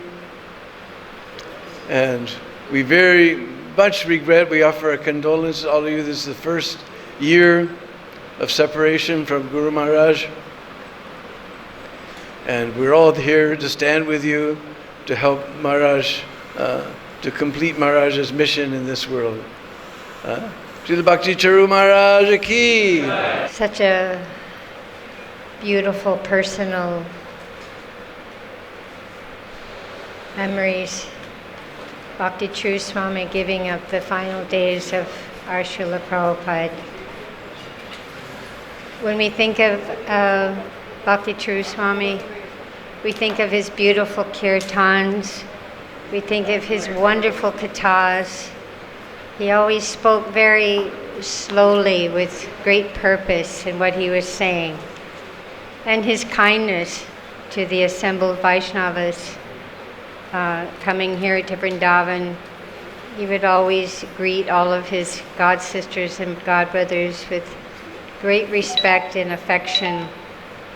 And to the other devotees, his disciples, even guests, students that would come, you would see he was always in this mood of giving Krishna consciousness. And in many of his lectures, he would talk about how it's our duty. We've received something very valuable, this Krishna consciousness process from Srila Prabhupada, and it's our duty in whatever way we can to share what we've been given. And as we know, preaching is the essence, books are the basis, purity is the force, utility is the principle. So by following these four instructions from Srila Prabhupada, then we can relish Krishna consciousness in a much deeper way. We know when we have something very wonderful, when we share that something very wonderful, it increases the joy, or it increases the purpose, the spiritual understanding of whatever that something is. So Bhakti Charu Swami was, to me, very much about sharing the glories of Srila Prabhupada and the glories of Vaishnava Seva, and distributing his books and distributing whatever Krishna Prabhupada has given us, to share that with someone else. I remember Bhakti Charu Swami, when he started the Abai movie. He was very much determined to try to depict Prabhupada's lifetime in a movie style. So he contacted some Western devotees to play the parts of the Western devotees, Guru Das, Jamuna, Shamasundar, Malati, Mukunda, Janaki. And he asked my eldest daughter, Chaitanya Nitai, to play the part of Malati. Malati, in her former early days, she was quite a rebel. She was the one, if you remember, who stole the Jagannath from that store. So Chaitanya Nitai has also always been kind of a little bit of a rebel. So, but Bhakti Charu Swami he was so kind to her, and so kind to all these young people that came and played the various parts in Abai, encouraging them, not so much giving them spiritual instruction, but more just from his time that he took, quality time that he took to sit with these young people, ask them their aspirations in their journey of Krishna consciousness, and whatever they were saying, Maharaj would encourage them in that particular way. When Maharaj would come to Vrindavan, he was always very kind to me, asking me how Chaitanya was and how is she engaged in Krishna consciousness, and always telling me that no matter what anybody does, if they simply come in contact with Krishna consciousness, even just a little bit, then there's no way that they can get away from Krishna. As we hear from many devotees who have tried to leave Prabhupada's shelter, but somehow or another something happens and they come back. Bhakti Charu Swami was very convinced and would talk about this with disciples. Maharaj was always very encouraging. If you look up, you can Google anything these days. If you can look up quotes from Bhakti Charu Swami, there are so many.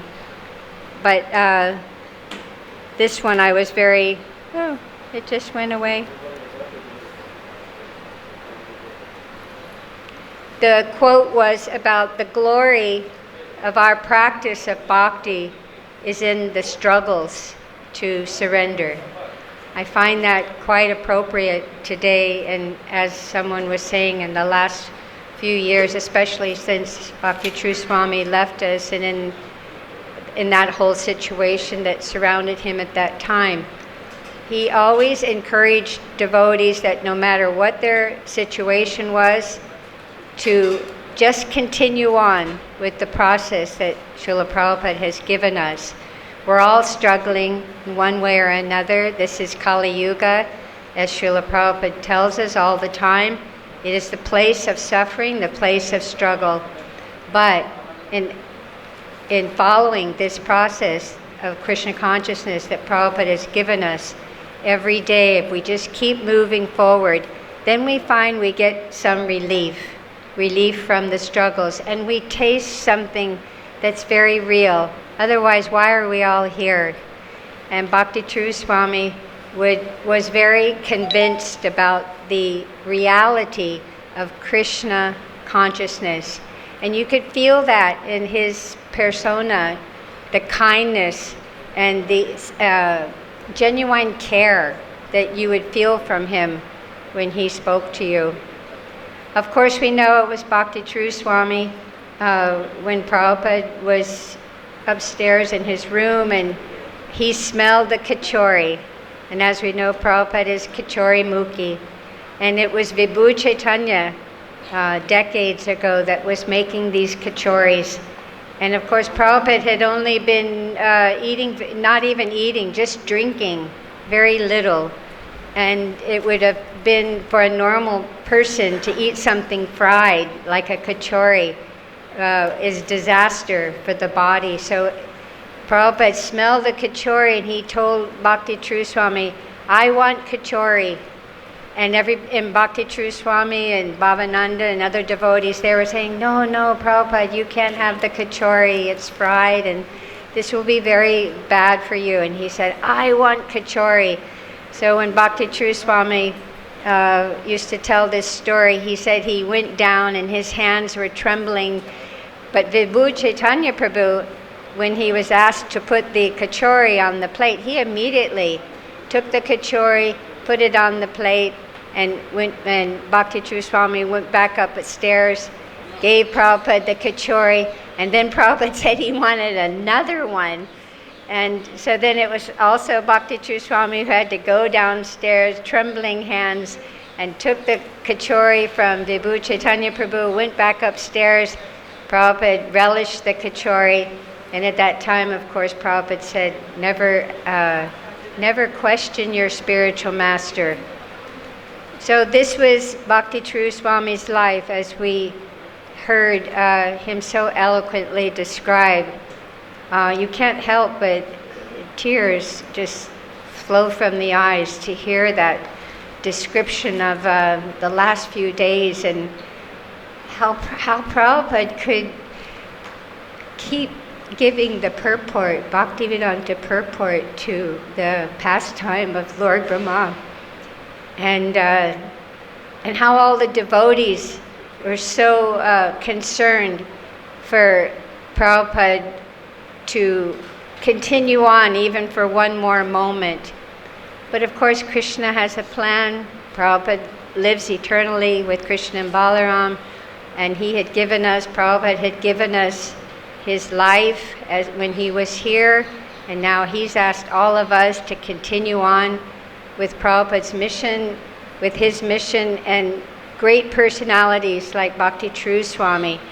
When we listen to someone of his purity, we also get encouragement to continue the surrender process, even when we're struggling, even with this problem or that problem. If we somehow or another stay chaste, to the process of Krishna consciousness, then in this way we also can rise above and go back home, back to Godhead. Thank you, Bhakti True Swami, for inspiring me, encouraging me, and for enlivening all the devotees around the world by your beautiful example of following Srila Prabhupada and your Krishna consciousness.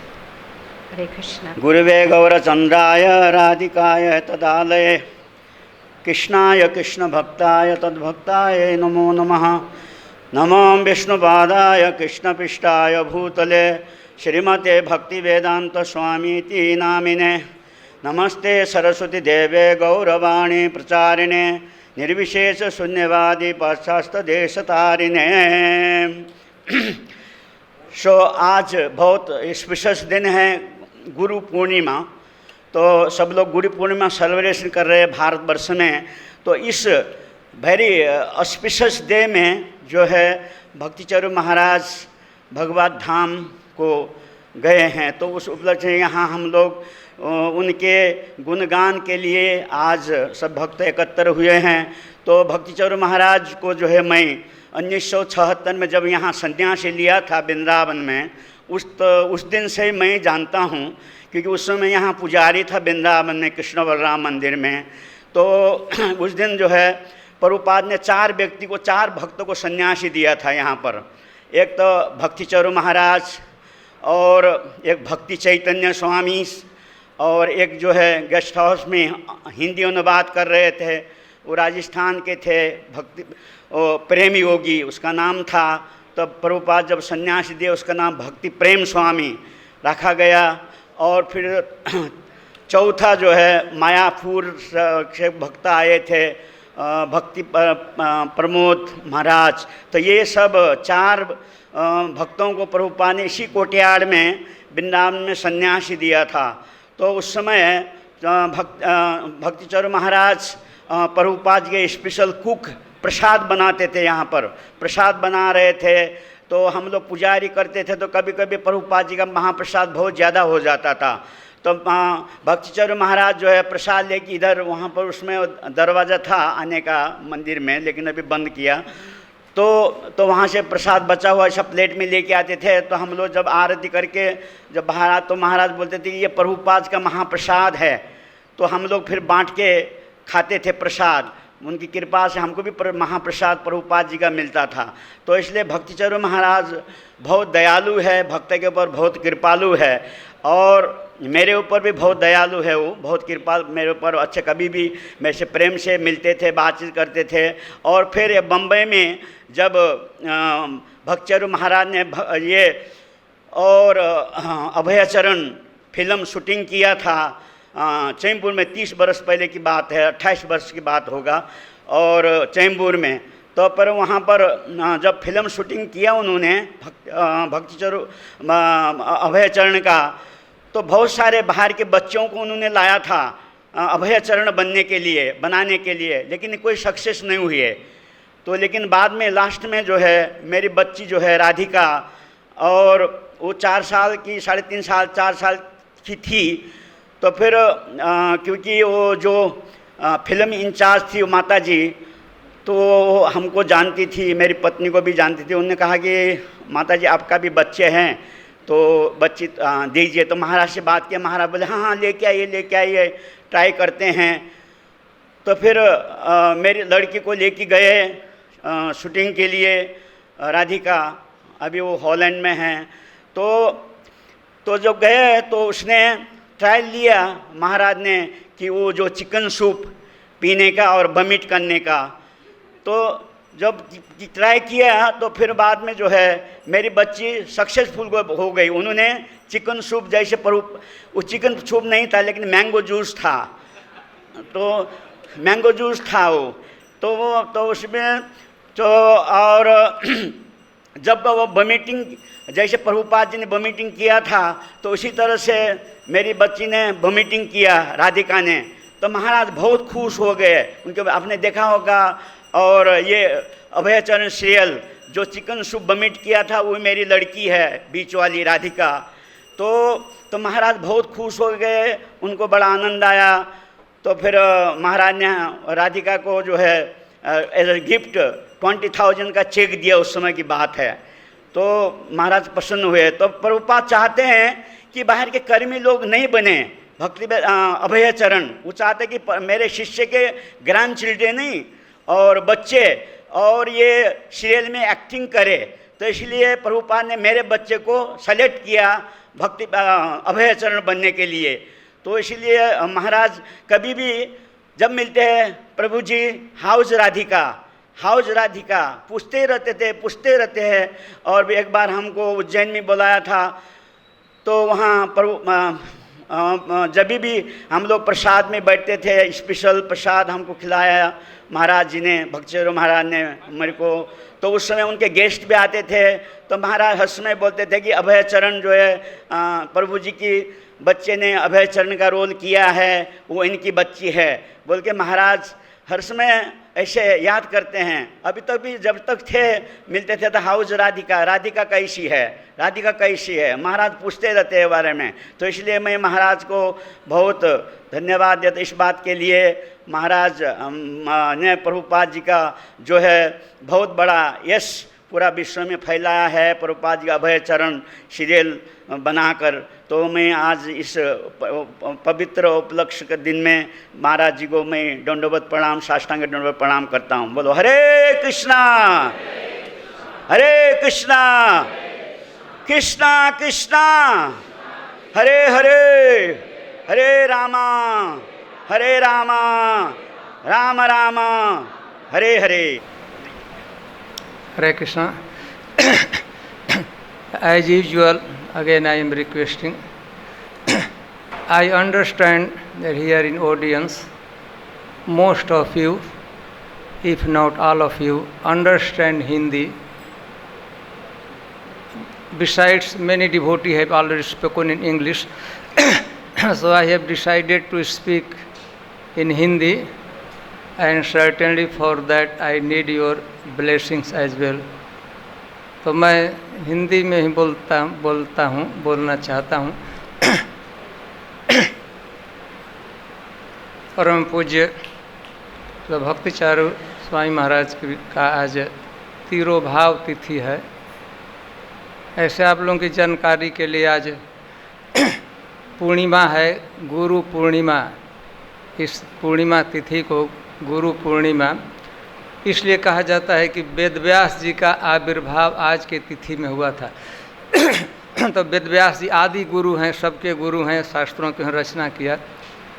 तो इसी के लिए इसको पूर्णिमा को कहते हैं हम लोग व्यास पूर्णिमा अथवा गुरु पूर्णिमा। और आज ही सनातन गोस्वामी जी का भी तिरोभाव तिथि है। तो भक्ति चारू महाराज ऐसे में थोड़ा सा गौर पूर्णिमा के अवसर पर मायापुर में दीक्षा हुई थी। दोनों दीक्षा एक ही साथ ना दोनों और नेक्स्ट जब आया स्नान पूर्णिमा, जगन्नाथ जी का जिस स्नान कराया जाता है, उस दिन संन्यास कितना 90 डेज की 120 डेज का अंतर है फर्स्ट इनिशिएशन में और फर्स्ट सेकेंड और संन्यास इनिशिएशन। और यह तो बहुत ग्लोरियस बात नहीं है। हम लोग का दुर्भाग्य है कि लास्ट ईयर परम पूज्य श्री भक्ति चारू स्वामी महाराज का तिरोभाव आज की तिथि में ही हुआ। ऐसे पिछले साल 4 जुलाई था, लेकिन चूँकि यह पिछले साल अधिक महीना था, बीच में अधिक महीना आ गया था, इसलिए आज तिथि को एक उज्जैन का एक मंदिर है, उसके विषय में प्रसिद्धि है ISKCON में कि फास्टेस्ट ग्रोइंग टेम्पल हुआ था। हमने सुना है कि 10 मई जब उसका शिलान्यास हुआ और ठीक 10 महीने से पूर्व ही उसका उद्घाटन भी हुआ था। फास्टेस्ट ग्रोइंग जो कहते हैं टेम्पल ISKCON का वही है। विदिन 10 मंथ शिलान्यास और उसका ओपनिंग भी 10 महीने के अंदर हो गया था। उसी फास्टेस्ट तुरंत दीक्षा तुरंत संन्यास बहुत जल्दी जल्दी हो रहा था। इसके अतिरिक्त महाराज जहाँ तक मुझे याद है 87 अथवा 88 में फर्स्ट टाइम जीबीसी बने और 89 में वो चेयरमैन थे जीबीसी के। ऐसा नहीं होता है कि बने और तुरंत ही नेक्स्ट आर कोई चेयरमैन जीबीसी चेयरमैन है, बीच में तो बार बार आते हैं। मैं उनके गुणों के विषय में बोलने से पहले एक बात करना चाहते, पता नहीं किसी कारण से हम भक्तिचारू स्वामी महाराज को नहीं जानते, नाम सुने थे, देखे नहीं थे। इतना जरूर पता था कि प्रभुपाद जी की सेवा में, अतरंग सेवा में एक भक्त रहते हैं, उनका नाम है क्षीर चोर गोपीनाथ। महाराज जी के सन्यास का जो पूर्ण नाम था ब्रह्मचारी का, क्षीर चोर गोपीनाथ। और आपके इन्फॉर्मेशन के लिए क्षीर के एस लिखते हैं क्या कि महाराज का पूर्वाश्रम का नाम माता पिता ने दिया था तो किशोर, आगे का नाम किशोर, तो किशोर था तो के होना था क्षीर चोर गोपीनाथ। और इसके बाद भक्तिचारू हैं। मेरा संपर्क हम वृंदावन में 77 की बात है, आए थे देवकी नंदन और हम, मतलब 3 लोग आए थे। आए तो देखे, मई का लास्ट वीक था, हम लोग आए थे तो मई का महीना था, 17 लास्ट का। तो हम सुने थे कि क्षीर चोर गोपीनाथ जी प्रभुपाद जी की सेवा में रहते हैं, केवल सुने थे, देखे नहीं थे। यहाँ आया तो देखे कि क्षीर चोर है तो सन्यासी के रूप में है। तो हम लोगों को नाम याद करने में बड़ा वही नाम है, क्षीर चोर गोपीनाथ, बार बार वही। लेकिन कुछ दिन के बाद अभ्यास हो गया, जान गए कि प्रभुपाद जी ने सन्यास का नाम भक्तिचारू स्वामी रखा है। एक दिन की बात है, हम लोग पहले उस समय जब हम लोग रहते थे तो अलग से ब्रह्मचारी आश्रम, गेस्ट हाउस का अंदर का जो भाग है वही ब्रह्मचारी आश्रम से बात है। इन आउट हम एक बार ऐसे जा रहे थे, उस तरह गुजर रहे थे प्रभुपाद जी के क्वार्टर हाउस के आगे से आश्रम में जा रहा था। तो एक भक्त थे, उनका नाम था असित, वेस्टर्न भक्त थे, थोड़ा डिफेक्टिव आई था।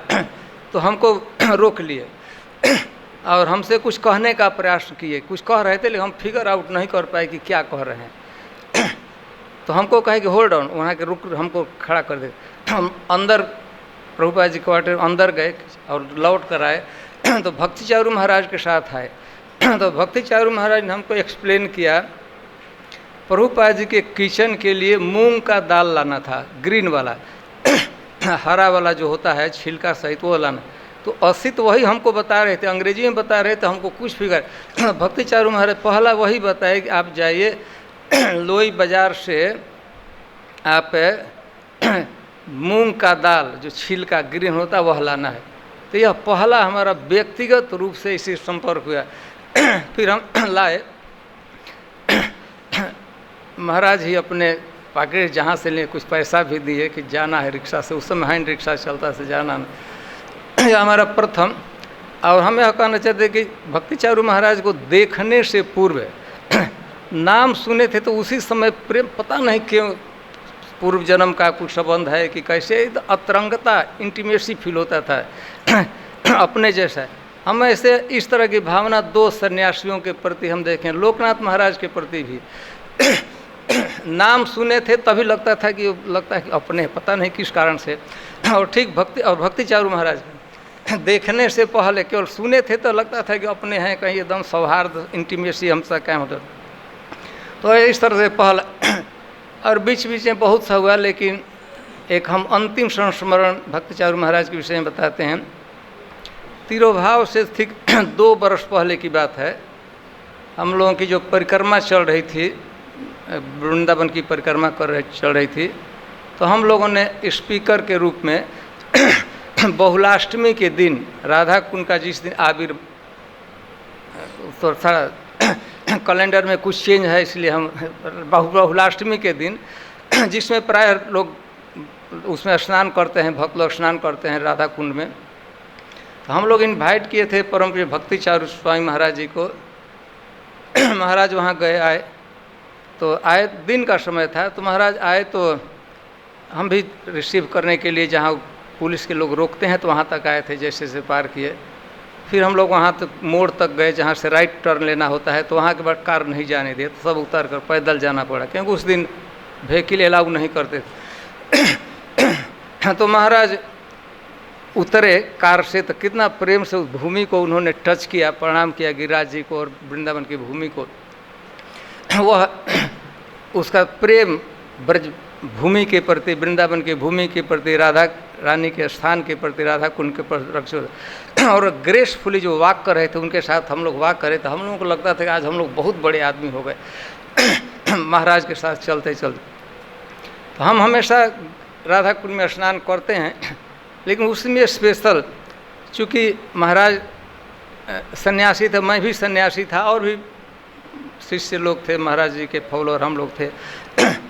तो हमको एक स्पेशल अवसर मिला कि महाराज के साथ एकदम साथ साथ सब कृत्य करना है, ब्राह्मण संकल्प करना है, तो हमको भी महाराज के हाथ में रखा जाता था, तो मेरे हाथ में रखा जाता था, कैसे छोड़ना है। वहाँ के पंडे लोग कराए। इस बार स्नान करने की बात आई तो महाराज एकदम कितना श्रद्धापूर्वक प्रणाम स्नान किए, तो वैसा हमको भी ठीक कहा गया था कि जैसा महाराज करते थे। और महाराज जब डुबकी लगाने लगे राधा कुंड में, तो एकदम ट्रेडिशनल लुक से हम आप देखते हैं, ऐसा थोड़ा नाक को पकड़े, नहीं ऐसा पकड़े और 1 2 3 बार लगे। इसके बाद और कुछ ऐसा कृत्य हुआ, ऐसे हुआ। तो मुझे पहले बार पता लगा, कुछ समय बताया कि महाराज बताए तो राधा श्याम कुंड में जाना है, तो सब लोगों से भीने कपड़े से श्याम कुंड है, तो ठीक वहाँ पर ठीक वही कृत्य हुआ है। बड़ी श्रद्धा के साथ रिचुअल होता है ना, ब्राह्मण लोग को संकल्प बताते हैं, फिर वहाँ पर स्नान 3 बार, 1 2 3 फिर राधा कुंड में आए। तो वो हमको फर्स्ट टाइम पता लगा कि राधा कुंड में स्नान करना है तो श्याम को 3 बार, 2 बार राधा कुंड में होना चाहिए और 1 बार श्याम कुंड। श्याम कुंड राधा कुंड में कर लिए, फिर श्याम कुंड में फिर आकर, और इसके बाद जो गायत्री का मंत्र का संकल्प करना है। और इसके बाद हम लोग से पालन नहीं करते थे, दान जो ब्राह्मण थे वहाँ पंडा थे जो करा रहे थे, उनको बड़ी श्रद्धा के साथ ऐसा ही लगता था कि श्रीमती राधा रानी जो वहाँ पर सूर्य पूजा कराते थे, ब्राह्मण उनको दान देते, बड़ी श्रद्धा के साथ। और सब्सटेंशियल अमाउंट है हमारे लिए, हमारी भाषा में सब्सटेंस, हम तो देते हैं दान, लेकिन हम लोग देते हैं तो अपने लेवल से देते हैं लेकिन जो लिफाफा था क्वाइट सब्सटेंशियल था। तो और इसके बाद राधा रानी के प्रति, राधा कुंड के प्रति, ब्रजभूमि के प्रति, उस भूमि के प्रति महाराज का कितना स्नेह था, कितना आदर था, कितना गौरव था, वह प्रकट हो रहा था। इसके बाद हम लोग गए, महाराज जी के ही शिष्य दीन बंधु प्रभु नाम है परम पूज्य श्री भक्ति चारू महाराज के एक शिष्य हैं, राधा कुंड में निवास है। वहाँ गए, प्रसाद मिले, प्रसादन के बाद फिर हम लोग पंडाल में आना था। महाराज बोले गिरिराज जी के विषय में, श्रीमती राधा रानी के विषय में और राधा कुंड के विषय में।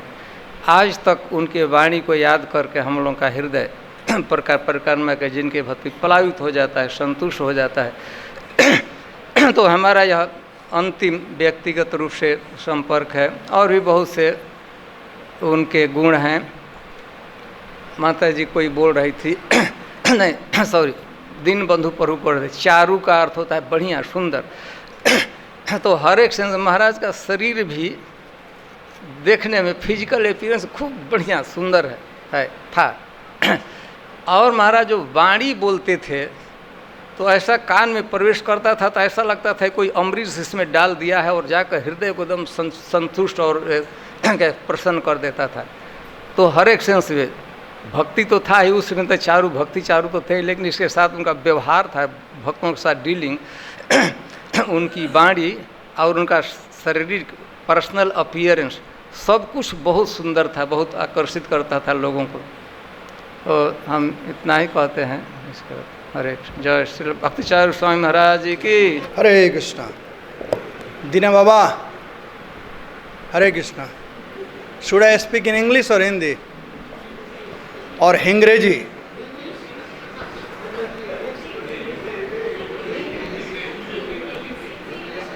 वाह। गुरवे गौरचंद्राय राधिकाय तालय कृष्णाय कृष्ण भक्ताय तद्भक्ताय नमो नमः। वाञ्छा कल्पतरुभ्यश्च कृपा सिन्धुभ्येव च पतितानां पावनेभ्यो वैष्णवेभ्यो। तो हिज होलीनेस राधा रमण महाराज एक पुराने याद को ताज़ा कर दिए, 77 वाला। मैं भी इनके साथ में गया था वो दाल खरीदने के लिए, पैदल ही गए थे। तो उस समय महाराज से जब प्रभुपाद जी यहाँ पर थे तो कोर्ट बाहर जो गार्डन है वहाँ पर प्रभुपाद जी शाम को बैठते थे और उनके अंतरंग भक्तों के बीच में कीर्तन होता था थोड़ा और लेक्चरते थे। और राधा रमण महाराज और हम गेस्ट हाउस के छत पर जाते थे और कोने से वहाँ से देखते थे, याद है ना, वो कोने से देखते थे। तो सम और अदर भक्ति चारू महाराज एक बार देख लिए। तो हमारी बड़ी इच्छा थी प्रभुपाद जी से पर्सनली मिलने के लिए। मैं थोड़ा नोटी भी था, आज भी हूँ, थोड़ा ऐसे ही हूँ। तो मैं उनसे थोड़ा सोर्स पैर भी लगाया कि प्रभुपाद जी से मिल सकते हैं कि नहीं। तो ऐसे उन दिनों जैसा दस बख्शी प्रभु बता रहे थे, हमारा सेवा था, एक स्टोर था जहाँ अभी गीता क्लास होता है ना, वहाँ नीचे स्टोर था, डिवोटी स्टोर।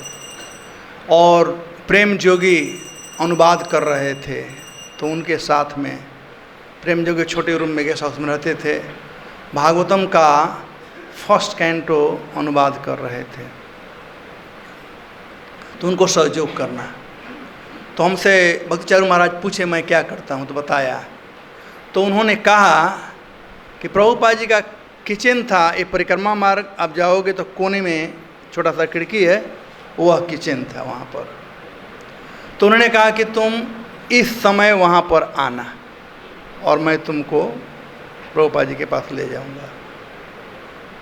और मैं आया, दरवाज़ा खोला, जा रहा था। हमें प्रतीक्षा करना चाहिए था लेकिन मैं जा रहा था। लेकिन जा रहा था तो भावानंद महाराज वहीं पर खड़े थे और मैं छोटा 17-18 साल का था। हमारा हाथ पकड़े बाहर निकाल दिए। तो ये रहा प्रभुपाद जी का दर्शन, भावानंद की कृपा हमें नहीं हो पाया। तो फिर भक्ति चारू महाराज मिले एक बार और मैं बताया क्या हुआ।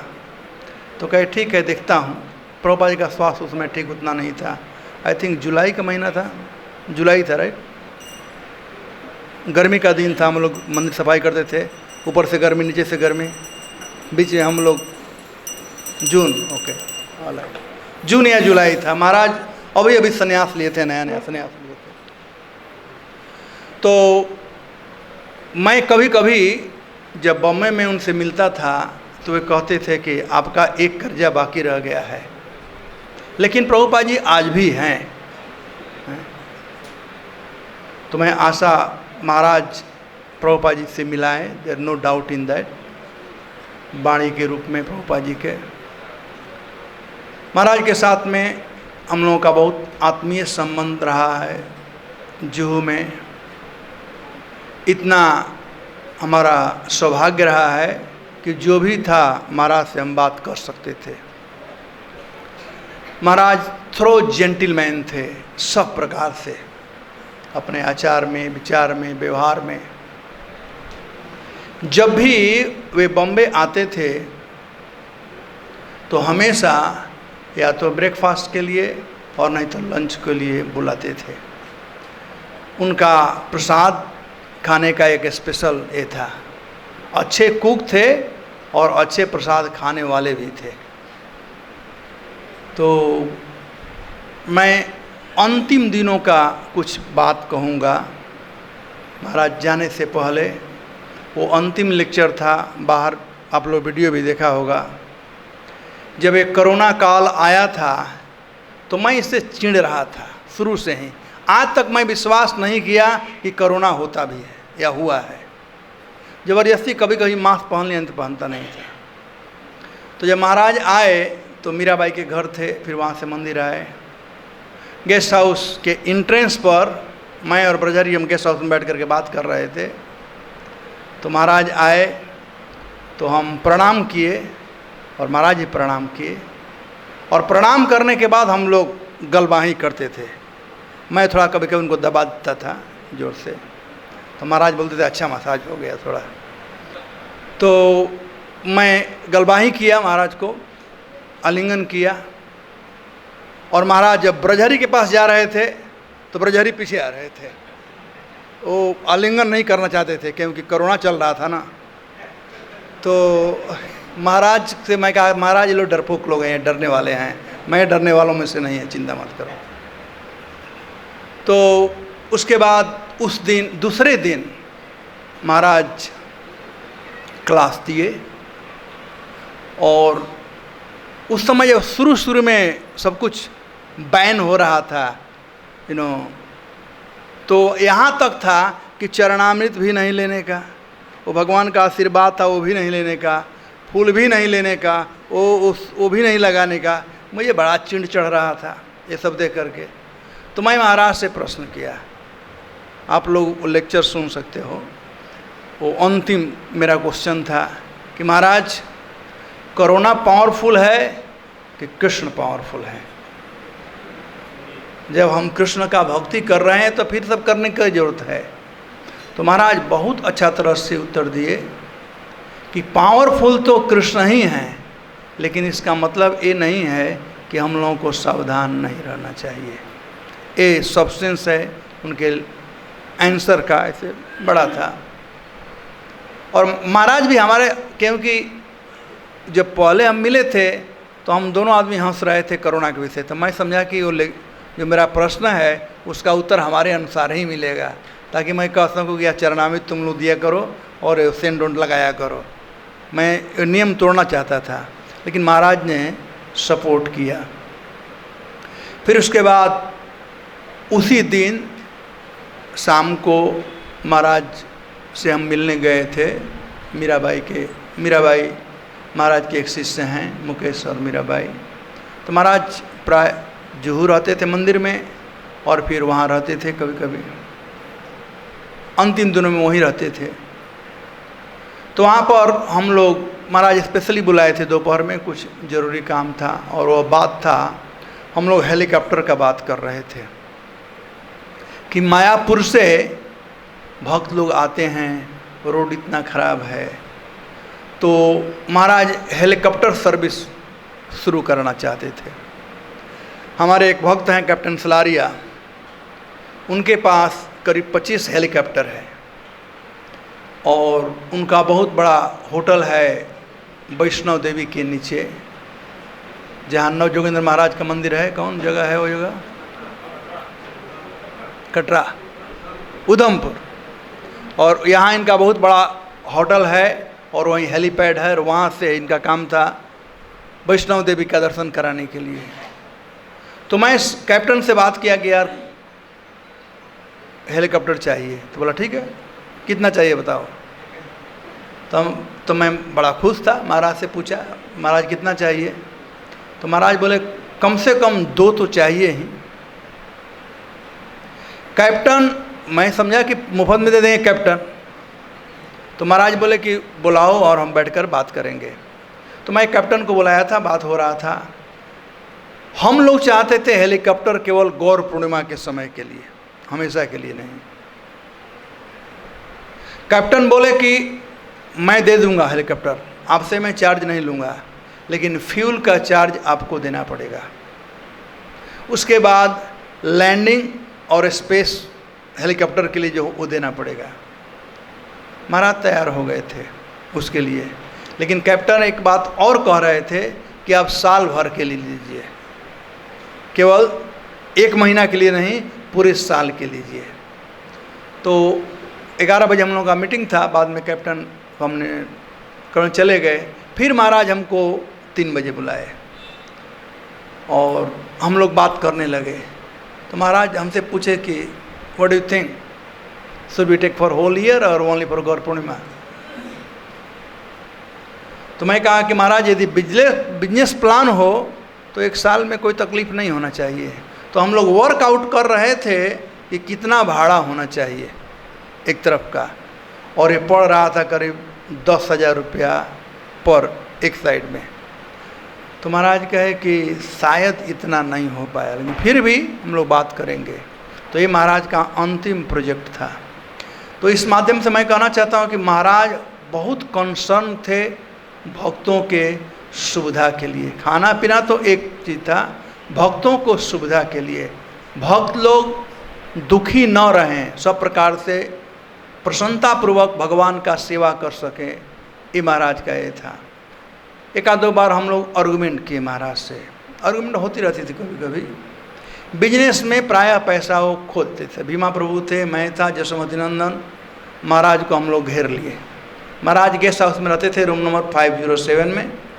तो वहाँ पर हमने ये कहा कि महाराज आप 10th क्लास बिजनेसमैन हो, आप बिजनेसमैन हो ही नहीं। कम से कम इतना अधिकार था कि महाराज से हम खुलकर बात कर सकते थे। आप अच्छे साधु हो, आप सबको इंस्पायर करो, आप बिजनेस मत करो। तो महाराज सबका बात सुने। जब सब चले गए तो महाराज हमको बुलाए, कहे कि what do you think what they all said. मैं कहा कि महाराज मैं भी एग्री हूँ, आपको बिजनेस नहीं करना चाहिए। तो बड़े प्रेम से हमारे कंधे पर हाथ रख करके महाराज कहते हैं, मित्रवत, हम लोग दोनों साइड में ही बैठे थे कुर्सी पर, तो ऐसे हाथ रखे और कहे कि मैं अपने लिए बिजनेस नहीं करता हूँ, सन्यासी को क्या जरूरत है पैसे का। मैं बिजनेस करता हूँ ताकि जो भक्त लोग हैं वे सुखपूर्वक अपना भजन कर सके। अच्छा, वो डिस्क्रिमिनेट नहीं कर रहे थे कि उन्होंने कभी नहीं कहा कि मैं चाहता हूं कि मेरे शिष्यों के लिए, वो कहा भक्तों के लिए। तो मैं कहा कि लेकिन महाराज आप पैसा गंवा ही रहे हो। ये ब्लिस बार शुरू किए अमेरिका में, वहाँ भी गड़बड़ हो गया। अभय चरण में बहुत पैसा लग गया। उसी समय उसके बाद ये किंग फिशर के साथ में पानी का बिजनेस, जैसे मैं भी उसमें बीच में था, लेकिन मैं पार्टनर वगैरह नहीं था, लेकिन मेरे एक डोनर थे और वो दोनों आदमी। तो पानी के बिजनेस के लिए वो बोतल बनाना था, और हमारा जो मित्र है उनका ये बिजनेस था। तो बात हुआ था 6 करोड़ का बिजनेस था और मशीन खरीदना था, तो वो भी पैसा डूब गया। तो मैं कहा कि महाराज क्यों ऐसा करते हो, आप नहीं कर पाते, बिजनेस मत करो। मैं कहा महाराज को। तो महाराज ने कहा कि देखो, हमारे हाथ, जैसे आपके हाथ में लिखा हुआ पैसा कलेक्ट करना, आप कलेक्ट करते हो, मेरे हाथ में लिखा हुआ पैसा आता रहता है मेरे पास। महाराज कहा कि मेरे हाथ में लिखा हुआ है पैसा आता रहता है मेरे पास।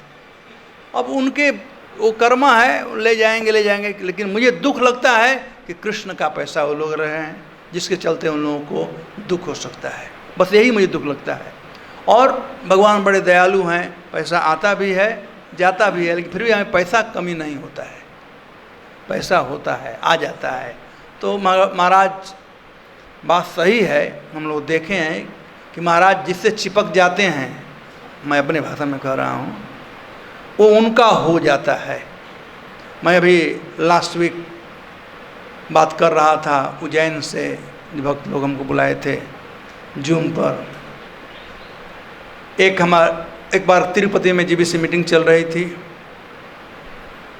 और महाराज उस दिन डिस्टर्ब थे। हम लोगों का रूम बगल में ही था। तो मैं बालकोनी में आया, मैं जप कर रहा था बालकोनी में। महाराज अपने रूम से निकले और मेरे पीठ पर जोर से दिए और कहा, देवकी क्या चल रहा है। उनका हिंदी बड़ा मीठा था, जब हिंदी बोलते थे तो बड़ा अच्छा, बंगाली हिंदी था ना। क्या चल रहा है, क्या चल रहा है। कहा कि महाराज जप कर रहा हूँ और बालाजी के पहाड़ का दर्शन कर रहा हूँ। तो बोले कि मैं थोड़ा चिंतित हूँ, आप मुझे हेल्प कर सकते हो। उस समय महाराज उज्जैन मंदिर बना रहे थे। मैं कहा बताइए क्या करना है। तो महाराज कहे कि मुझको 1 या 2 हफ्ता के लिए मुझे 30 लाख रुपए चाहिए। क्या आप बड़े बड़े लोगों को जानते हो, आप व्यवस्था कर सकते हो। मैं क्या रुकिए। तो मैं वहीं से भक्ति चारू महाराज के जो शिष्य हैं वो जानते हैं। मीराबाई के हस्बैंड मुकेश बाबू को मैं फ़ोन किया। मुकेश हमारे अच्छे दोस्त हैं, आज भी हैं, स्टॉक ब्रोकर। मैं फ़ोन किया और मैं कहा मुकेश हमको 30 लाख रुपया चाहिए 1 महीना के लिए। महाराज ने जब कहा 1 या 2 हफ्ता के लिए तो मैं समझ गया कुछ गड़बड़ है। 1 या 2 हफ्ता मतलब कि, इसलिए मैं अपने तरफ से 1 हफ्ता और ले लिया। मैं कहा मुझे 1 महीना के लिए चाहिए 30 लाख रुपया। उज्जैन में मंदिर बन रहा है। तो मुकेश ने कहा ठीक है, गिव मी अकाउंट नंबर। तो मैं महाराज से कहा कि महाराज अकाउंट नंबर दे दो, फटाफट पैसा चला गया। और 1 महीना बीत गया, महाराज बोले कि पैसा आ ही नहीं रहा है। मैं कहा महाराज आप तो हमारा बंडा फोड़ दोगे, अब तो गड़बड़ हो जाएगा, सब हमारा संबंध खराब हो जाएगा। मुकेश 1 महीना के बाद भी नहीं बोले। 1.5 महीना बीत गया, 1 महीना के 1 हफ्ता आप। तब मुकेश बोले बड़े प्यार से कि प्रभु जी उसका अरेंजमेंट हो जाएगा कि क्या। तो जब मैं मुकेश को 1 महीना कहा था, महाराज ने हमको 2 हफ्ता कहा था। तो महाराज ने कहा ऐसा करो उनसे मुझे मिला दो। तो मैं उनसे मिला दिया और फिर महाराज अपना, हालांकि महाराज पेड हिम, लेकिन महाराज अपने व्यवहार से, अपने आचरण से, अपने प्रचार से ऐसा प्रचार किए कि उनकी वाइफ तो भक्त बन गई। अब बेचारा मुकेश परेशान हो गया। वो हमारे पास, प्रभु जी आप हमें कहाँ फंसा दिया। मैं क्या हुआ? कहा पैसा जाता कोई बात नहीं, मेरी वाइफ भी जा रही है। मैं कहा क्या हो गया बताओ तो। कहा अरे महाराज से अब दीक्षा लेने जा रही है उज्जैन। मैं कहा यार हमसे पूछी भी नहीं, मैं उन लोगों का तुम्हारा शिक्षा गुरु हो तो तुम्हारी वाइफ पूछी भी नहीं हमसे, कोई दीक्षा लेने जा रही है। तो मैं मीना को फ़ोन किया, कहा मीना क्या हो रहा है? उसका पहले नाम मीराबाई। कहा क्या हो रहा है? तब कही प्रभु क्षमा करना, आपसे मिलने में आई थी लेकिन आप मिले नहीं। तो एनीवे दीक्षा ले ली। उसके बाद में लोग शिफ्ट होने के लिए इंदौर में, वहाँ एक रेस्टोरेंट भी खोल दिया इंदौर में।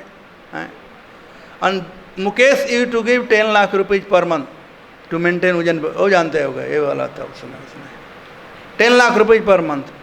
तो एक दिन मजाक में कहा महाराज आज के बाद मैं किसी डोनर को आपसे इंट्रोड्यूस नहीं कराऊंगा।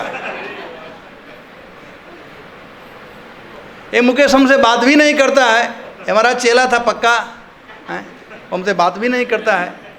तो Maharaj called Mukesh and he said Mukesh what is this thing, this is not good. और महाराज मीनाबाई को भी बोलेंगे इट्स नॉट गुड। तो हम लोगों का संबंध महाराज से बड़ा ओपन था। हम लोग बहुत, जब भी बॉम्बे आते थे तो ऑफकोर्स या तो मुझे फ़ोन करते हैं ब्रजरी को। महाराज प्रभुपाद जी के अनन्य भक्तों में से मैं कहूँगा अनन्य थे। अकाट विश्वास था प्रभुपाद जी के वाणी में महाराज का। एक समय की बात है, आई थिंक उस समय गोपी भाव क्लब चल रहा था। महाराज रुके थे रूम नंबर 507 में। हम लोगों की मीटिंग हुई 508 में। जसमती नंदन प्रभु थे, मैं था, गोपाल कृष्ण महाराज थे, श्रीधर महाराज थे। तो इससे बात हो रहा था। मुझे आज भी याद है महाराज एक बात बोले, बहुत कुछ बात हुआ था लेकिन एक बात बोले कि हम लोग प्रभुपाद जी के डॉग हैं। We are the dog of Shrila Prabhupada. When the dog sees something wrong, he barks. So whenever we see something wrong, we have to speak out. You have to speak out. तो उसी दिन हम लोगों ने निर्णय किया कि जसुमती नंदन प्रभु पत्र लिखेंगे। हम लोग अपना पॉइंट दिए, जसुमती नंदन प्रभु ने बहुत सुंदर पत्र ड्राफ्ट किया और भक्ति चारू महाराज उसको लेकर के जीबीसी मीटिंग में गए।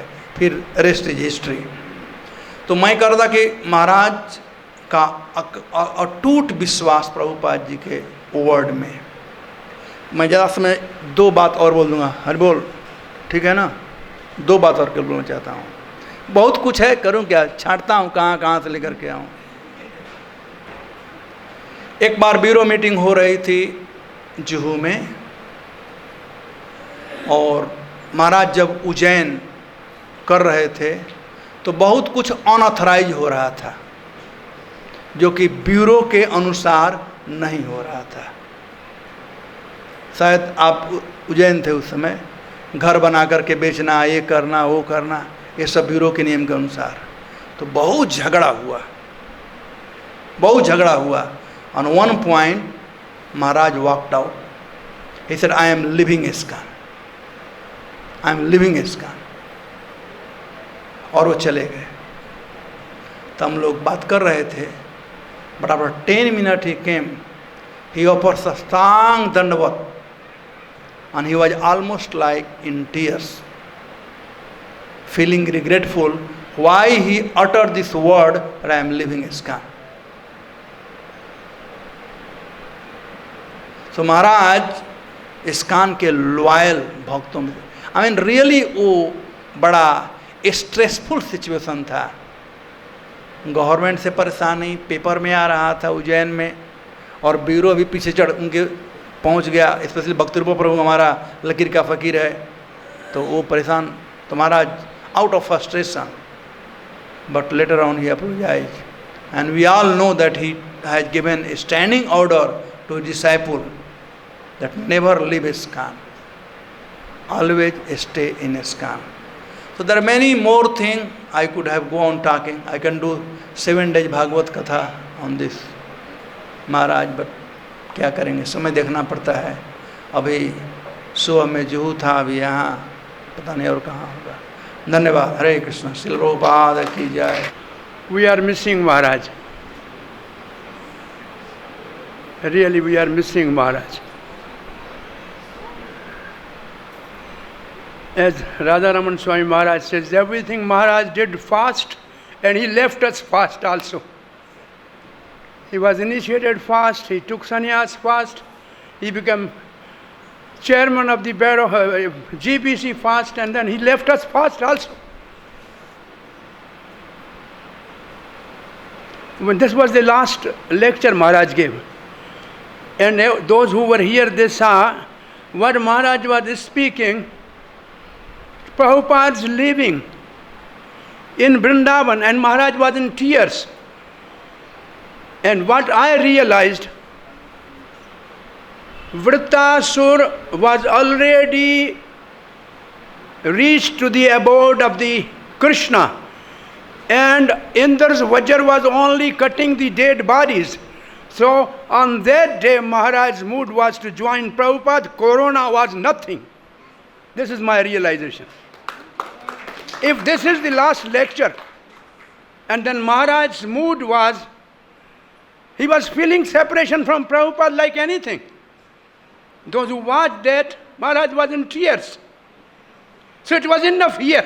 That's what Maharaj's mood was. There is enough here. And then whatever comes, Vajra comes, Indras or Corona comes, what would make it makes nothing. It's insignificant. So he wanted to be back with Prabhupada. That was actually my realization today. Personally, Maharaj's smile was innocent like a child. And his depth of the Prabhupada's books was deeper than the ocean.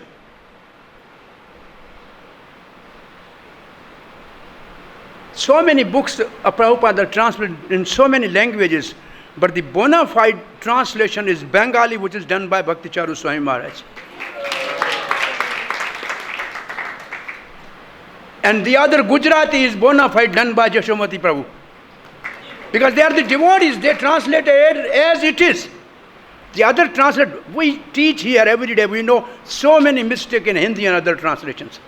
But these translations are perfect because they were done by devotees.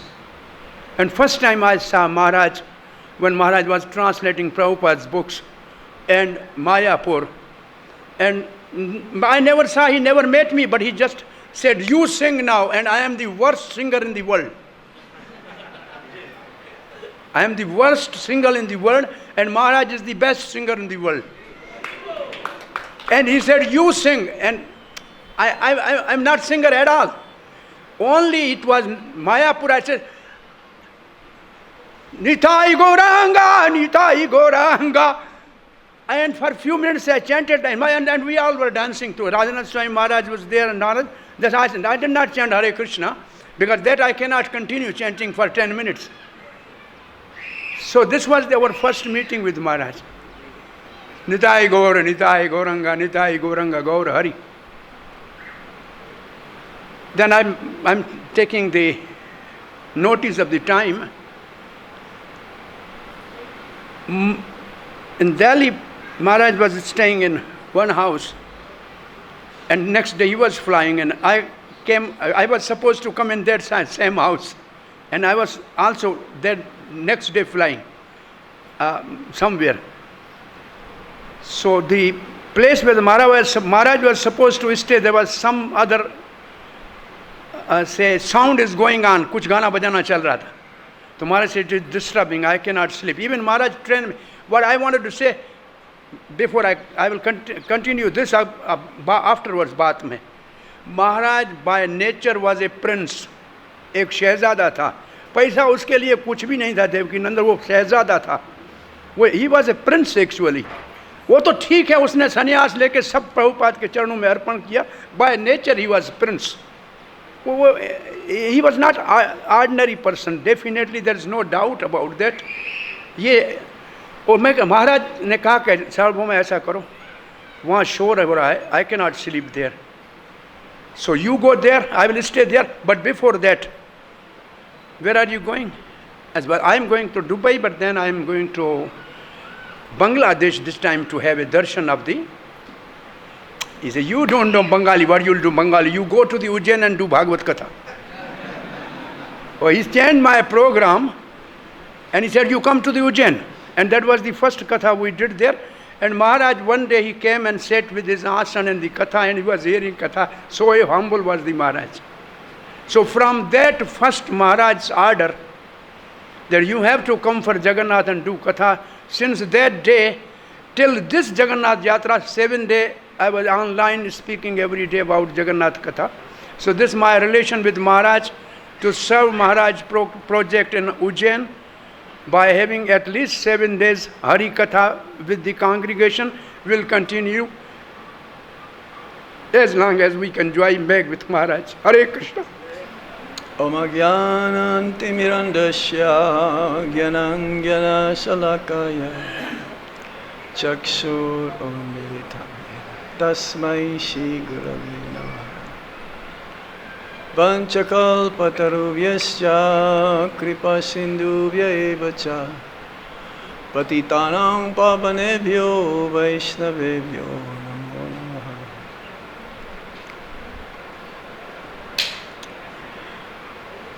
So today we're commemorating the disappearance anniversary, first one, of Srila Bhakti Charu Swami.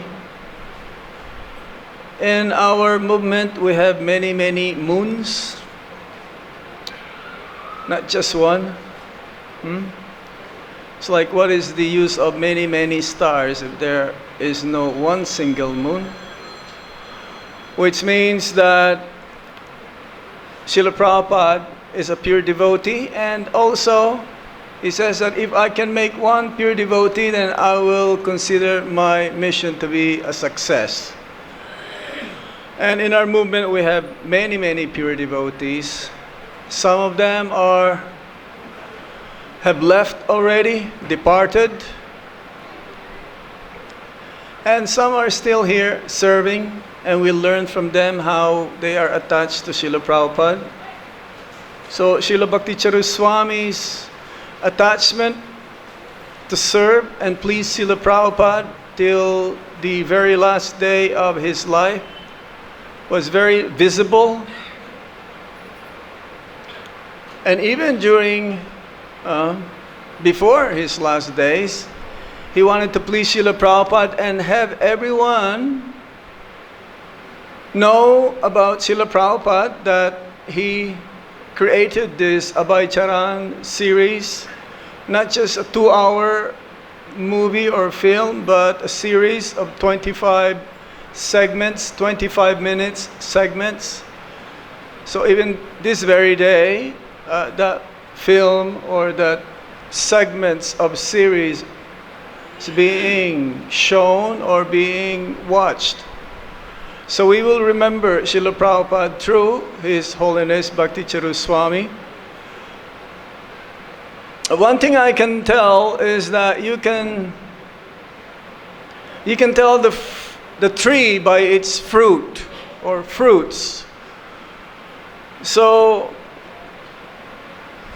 Srila Bhakti Charu Swami Maharaj, I have so many interactions with his disciples all over the world and also here in Vrindavan. And just by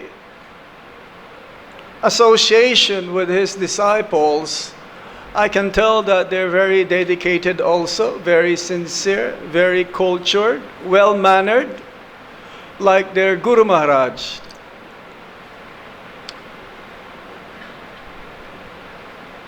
And I'm very thankful for that just by having the association of his disciples, I can also feel the presence still of His Holiness Bhakti Charu Swami. His Holiness doesn't come here very often in Vrindavan, very rare, and somehow when we took sannyas, I and His Holiness Bhakti Asrai Vaishnava Swami, he was there in our sannyas initiation, and he gave us blessings. So I pray that somehow we follow in his footsteps. He says that no one is perfect, but we should try to become perfect, and that is our goal. Somehow or other, I pray that I may also be like surrender to my Guru Maharaj like he does to Srila Prabhupada. And in this way, hopefully, I will have my life become successful. Hare Krishna. Hare Krishna. Hare Krishna. What Maharaj said just now, all those things apply. We all think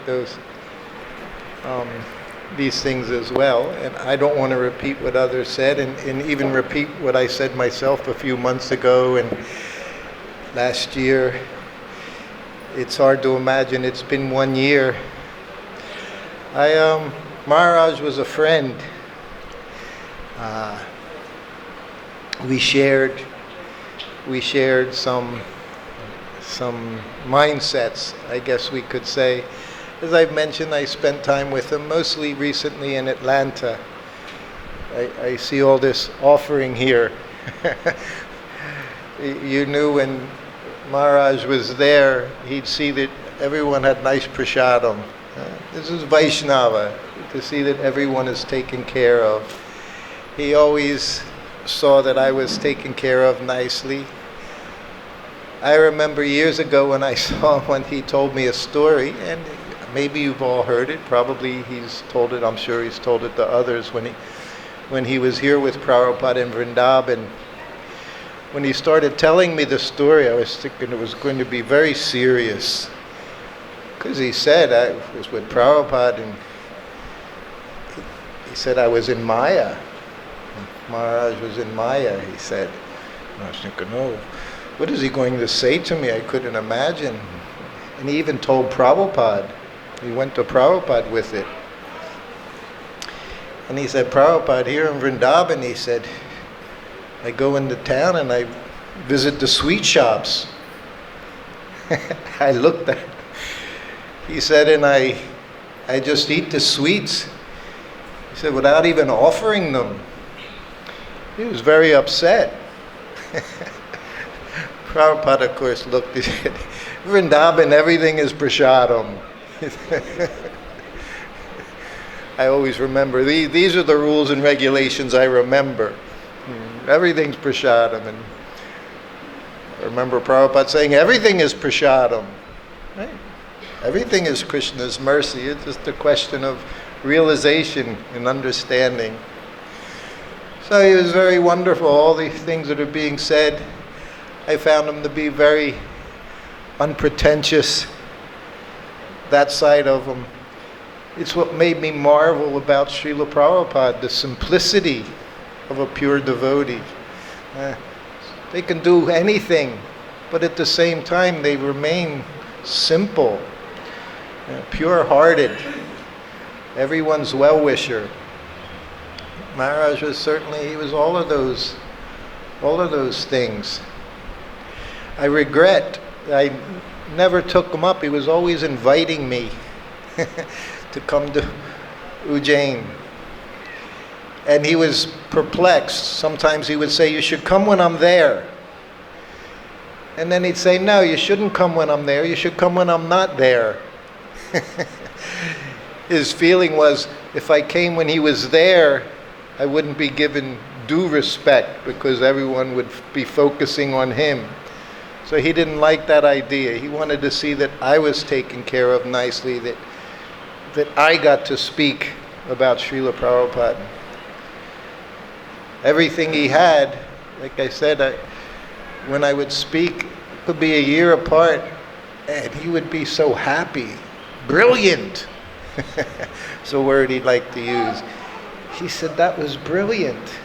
And I think how wonderful, how encouraging, how inspiring. So, and right before the lockdown, it was the year, I guess, the end of 2019.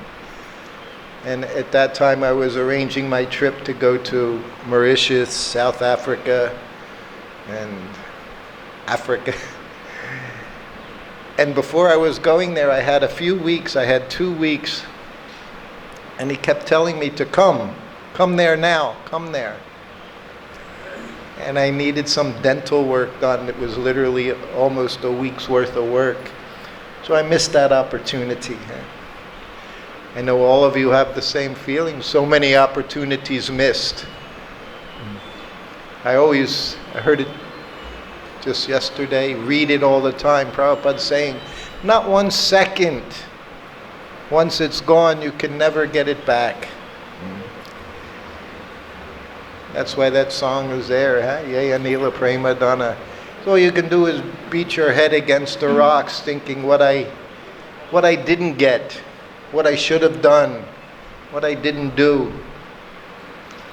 We all have these. I have these with Prabhupada. So many seconds, so many days, so many years wasted.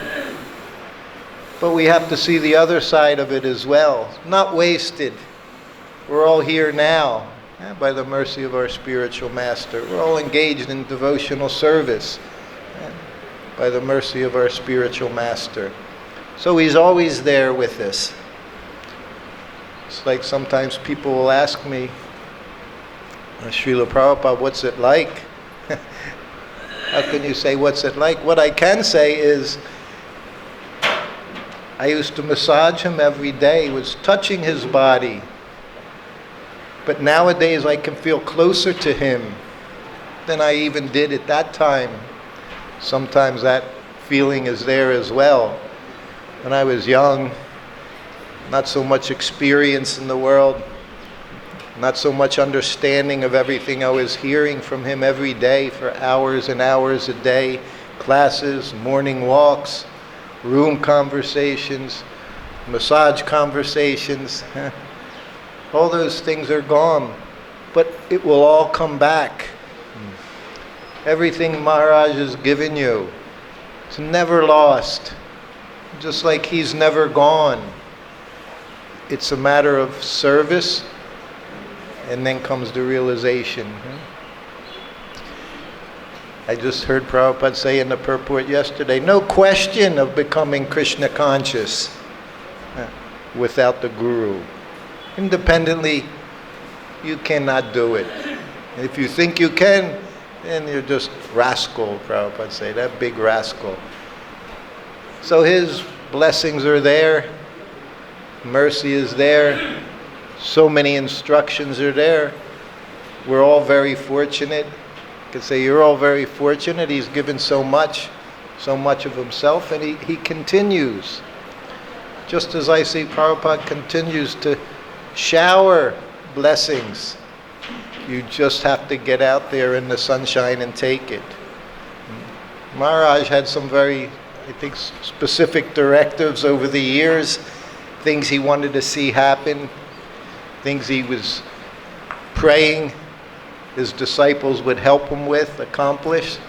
So he left all of that. He left that for us. So we should, simultaneously, so many feelings exist in the devotee. Huh? We see that all the time. I saw that with Prabhupada.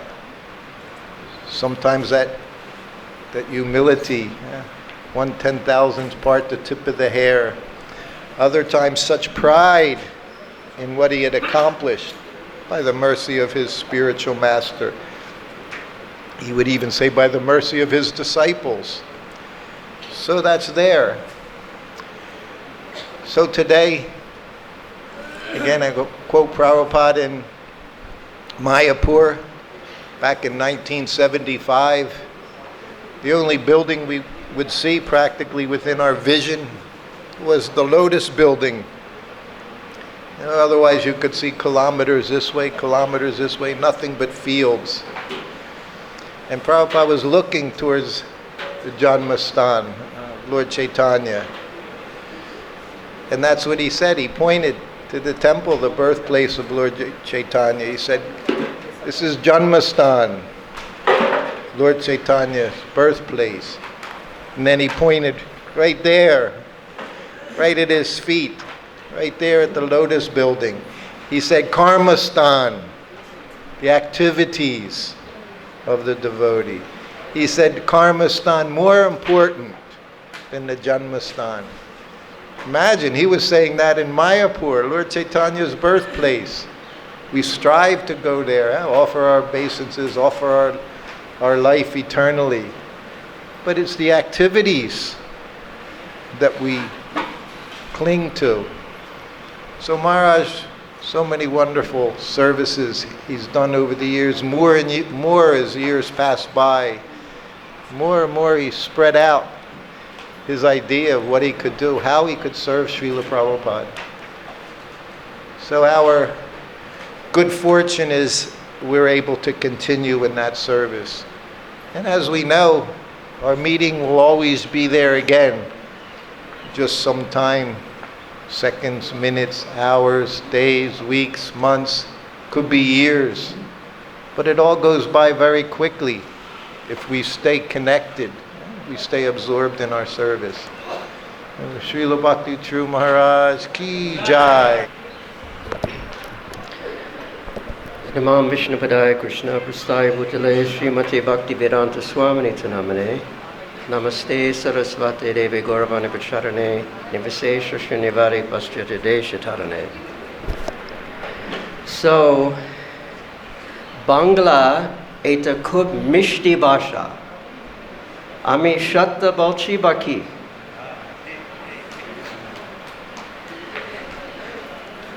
So this beautiful, sweet language, our dear Bhakti Charu Maharaj shared with the other Calcutta boy, self-described by Srila Prabhupada himself. Bhakti Charu Maharaj appeared in a place called Kuti, which is in today's Bangladesh. But then his family moved to Calcutta. And just from someone who's working with different languages in the Bhaktivedanta Book Trust, the Bengali translations hold a very special place because Bengali itself is actually a kind of a transcendental Divya Bhasha, because the highest literature, the Chaitanya Charitamrita, is in the Sadhu Bhasha of Bangla. And they shared such a unique relationship based on Bhakti Charu Maharaj trying to pick the perfect words that express the intent of Srila Prabhupada. And it is such a meditation. In every language, there is a science of translation where it is not that you do every single word, but you have to match the intent of the author, because languages are different, but the intent has to be there as perfectly as possible. So it is a remarkable meditation and a shared joy that they had, which is really unique in this world. So I just wish to, I'm going to be a quick one here. I just wanted to share that. And for the disciples that are here of Bhakti Charu Maharaj, sometimes in the past and even recently, devotees who are looking to be initiated have asked me, maybe they've asked others too, who do you think I should be, who should be my guru? And I've always told them, Srila Prabhupada told us, his disciples, that you should seek that person who is a transparent via media to Krishna. So I would tell them, because Srila Prabhupada is the Jagat Acharya of the three worlds, try to find someone who is a transparent via media to Srila Prabhupada. And you really could not find a better example of this in the heartfelt, lifelong devotion of Bhakti Charu Maharaj. So you should feel very blessed to have the mercy of Bhakti Charu Maharaj plus your grandfather, Srila Prabhupada, all in one transcendental package. You're very fortunate. Srila Prabhupada ki. Hare Krishna. Gurave Gurachindaya, Radhikaitadalaye Krishnaya Krishna Bhaktaya. Tabhakti Namo Nama, Aganachimundasya Ganagana Savakaya Chaksusmitayana Tasmasi Grave Nama. Vanchakabatrobhyascha Kripa Sundibheva Chapatita Nama. Pavana Vibhyo Vaishnava Bhyo Namo Nama.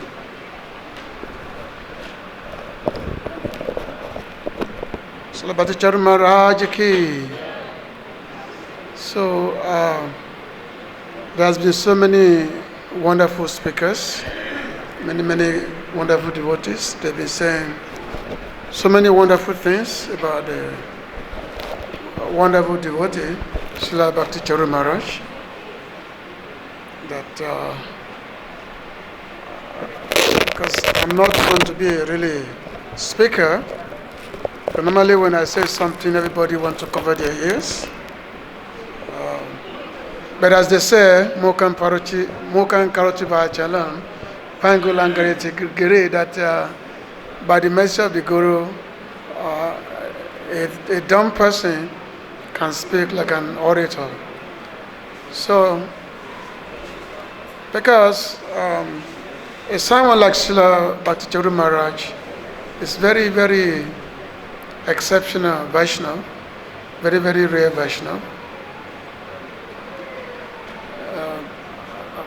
I'm sure you've all heard about the Maharaj's background, being a very, very aristocratic person. He wasn't just a lay person who came to join Prabhupada. Actually, when Maharaj joined Srila Prabhupada's movement, ISKCON movement, Srila Prabhupada was instantly attracted to him, and we know that yes, his initiations were very, very quick. Within the same year, Maharaj had first, second, and sannyas initiation, which is very, very unusual. My personal experience with Maharaj actually began when I came to Mayapur in 1996. That time was Prabhupada's centennial, and it was on the disappearance day. The appearance day of Srila Bhaktisiddhanta. So Maharaj, he gave the lecture that day, the Bhagavatam lecture, and he had given lecture on the pranam mantra of Srila Bhaktisiddhanta. He gave such a wonderful, brilliant lecture. So that was my first experience with him, even though he had come to America a few times before I came to India, but I never met him in America. I only met him when I came to India. And then in same day of Srila Bhaktisiddhanta appearance, which was when Maharaj gave lecture, and then it was in the evening time when Srila Govinda Maharaj passed away. The same day, evening time. And because myself and many others who are the followers of Srila Govinda Maharaj, so we had same evening around, because Govinda Maharaj passed away 7 p.m. and then so the same night we all left for Bhubaneswara with the body of Srila Govinda Maharaj. And even though it was during the GBC meeting, Srila Bhakti Charu Maharaj, he also left with us. He also came to Bhubaneswara, and then he was there for 9 days, giving his association, his encouragement for the devotees, and of course his wonderful bhajans was always very exceptional. So of course we know that Maharaj was very, very highly cultured person. He was very highly cultured Bengali, and you could see by his personality, the way he carried himself, his dignities, and of course not to talk of his exceptional bhajans. There was a series of his bhajans which were produced. If anybody really wants to learn the authentic Bengali bhajans, then you should definitely hear Bhakti Charu Maharaj.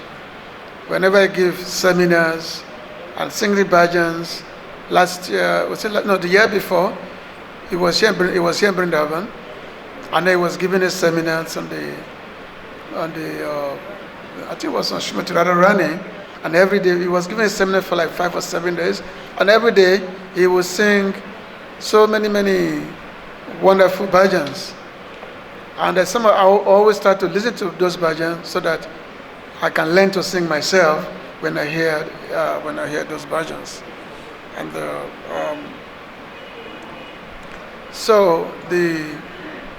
as I said earlier, devotees have said so many things about Maharaj, so there's not much for me to actually say because they covered all the basics, So I was some of the things which I was fortunate to have was in South Africa, because Maharaj was also the GBC of South Africa. So I was there, and one time he invited myself and Bhakti Swami for a lunch prasad, which he himself cooked himself, and it was like a very wonderful gourmet meal, pizza, so many things, which he himself personally cooked. And not only did he cook, he personally supervised the serving. So I was fortunately to partake in that. So Maharaj, everything he does, he did it to perfection. So, and of course, it was such a sad thing that Maharaj left us very early. But at the same time, we know that a Vaishnava never lives. A Vaishnava lives to spread the holy name around. Bhaktivinoda Thakur said that a reasons heal who said that a Vaishnava lives. It's Jiva Va Marova. There is no such a thing of living. It's always present. So it's just a matter of us to having to come to the realization. So many great Vaishnavas are there, We are celebrating their appearance day. We are also celebrating their disappearance day. But what we have to know is that their both appearance and disappearance of Vaishnava is all the same. Because the Vaishnavas, they are the same. It doesn't matter where they are. They're always spreading the holy names around. Okay. So anyway, I'm glad to be here this afternoon, to be present with all the devotees. And with this remembrance of Maharaj, they will help us also in our Krishna consciousness development. So thank you very much. Shlanam Bhakti Charu Maharaj ki, Srila Prabhupada ki. Namo Vishnu Padaya Krishna Prasthaya Bhutale Srimate Bhakti Charu Swami iti namine Snigdha Cheta Supraneta Vagnancha Rasa Pratam Prabhupada Gata Prananomi Bhakti Charu Padam.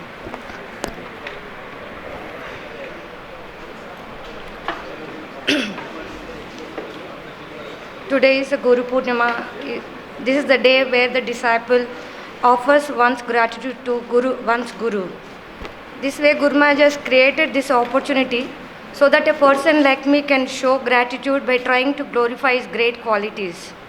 He is a treasure house of all great qualities. Even I am so unqualified, but trying to express my feeling and experience so that I can get purified and continue on this Krishna conscious path with all enthusiasm. Guru Maharaj is so caring and concerned toward devotees. This is one of my experience. Initially I started hearing Guru Maharaj's lectures and was inspired by them and wanted to take Diksha. When I communicated this through a letter to Guru Maharaj, then he replied saying that I do not visit your place often. You can take Diksha from someone who regularly visits. If you need any help, please let me know. I will always be there. After a few days, I replied Guru Maharaj saying, your concern makes me more determined and inspired to take Diksha from you. And I also told him that I always like the unique way he renders service to Srila Prabhupada. For this, Guru Maharaj replied that a guru and disciple relationship is very serious. So let us be in touch with each other. And I can keep writing to him. I continue to write, and with such exchange of letters, my faith in him became more and more stronger. So I can just finish here, and I can beg blessings from you all people, devotees, that they can bless me so that I can continue on this Krishna conscious path, even Guru Maharaj physically not present in this world. I beg you all mercy, please. Vancha kalpatarubhyacha kripa sindhubhya vacha patitanam pavanebhyo vaishnavebhyo namo namo. Hare Krishna.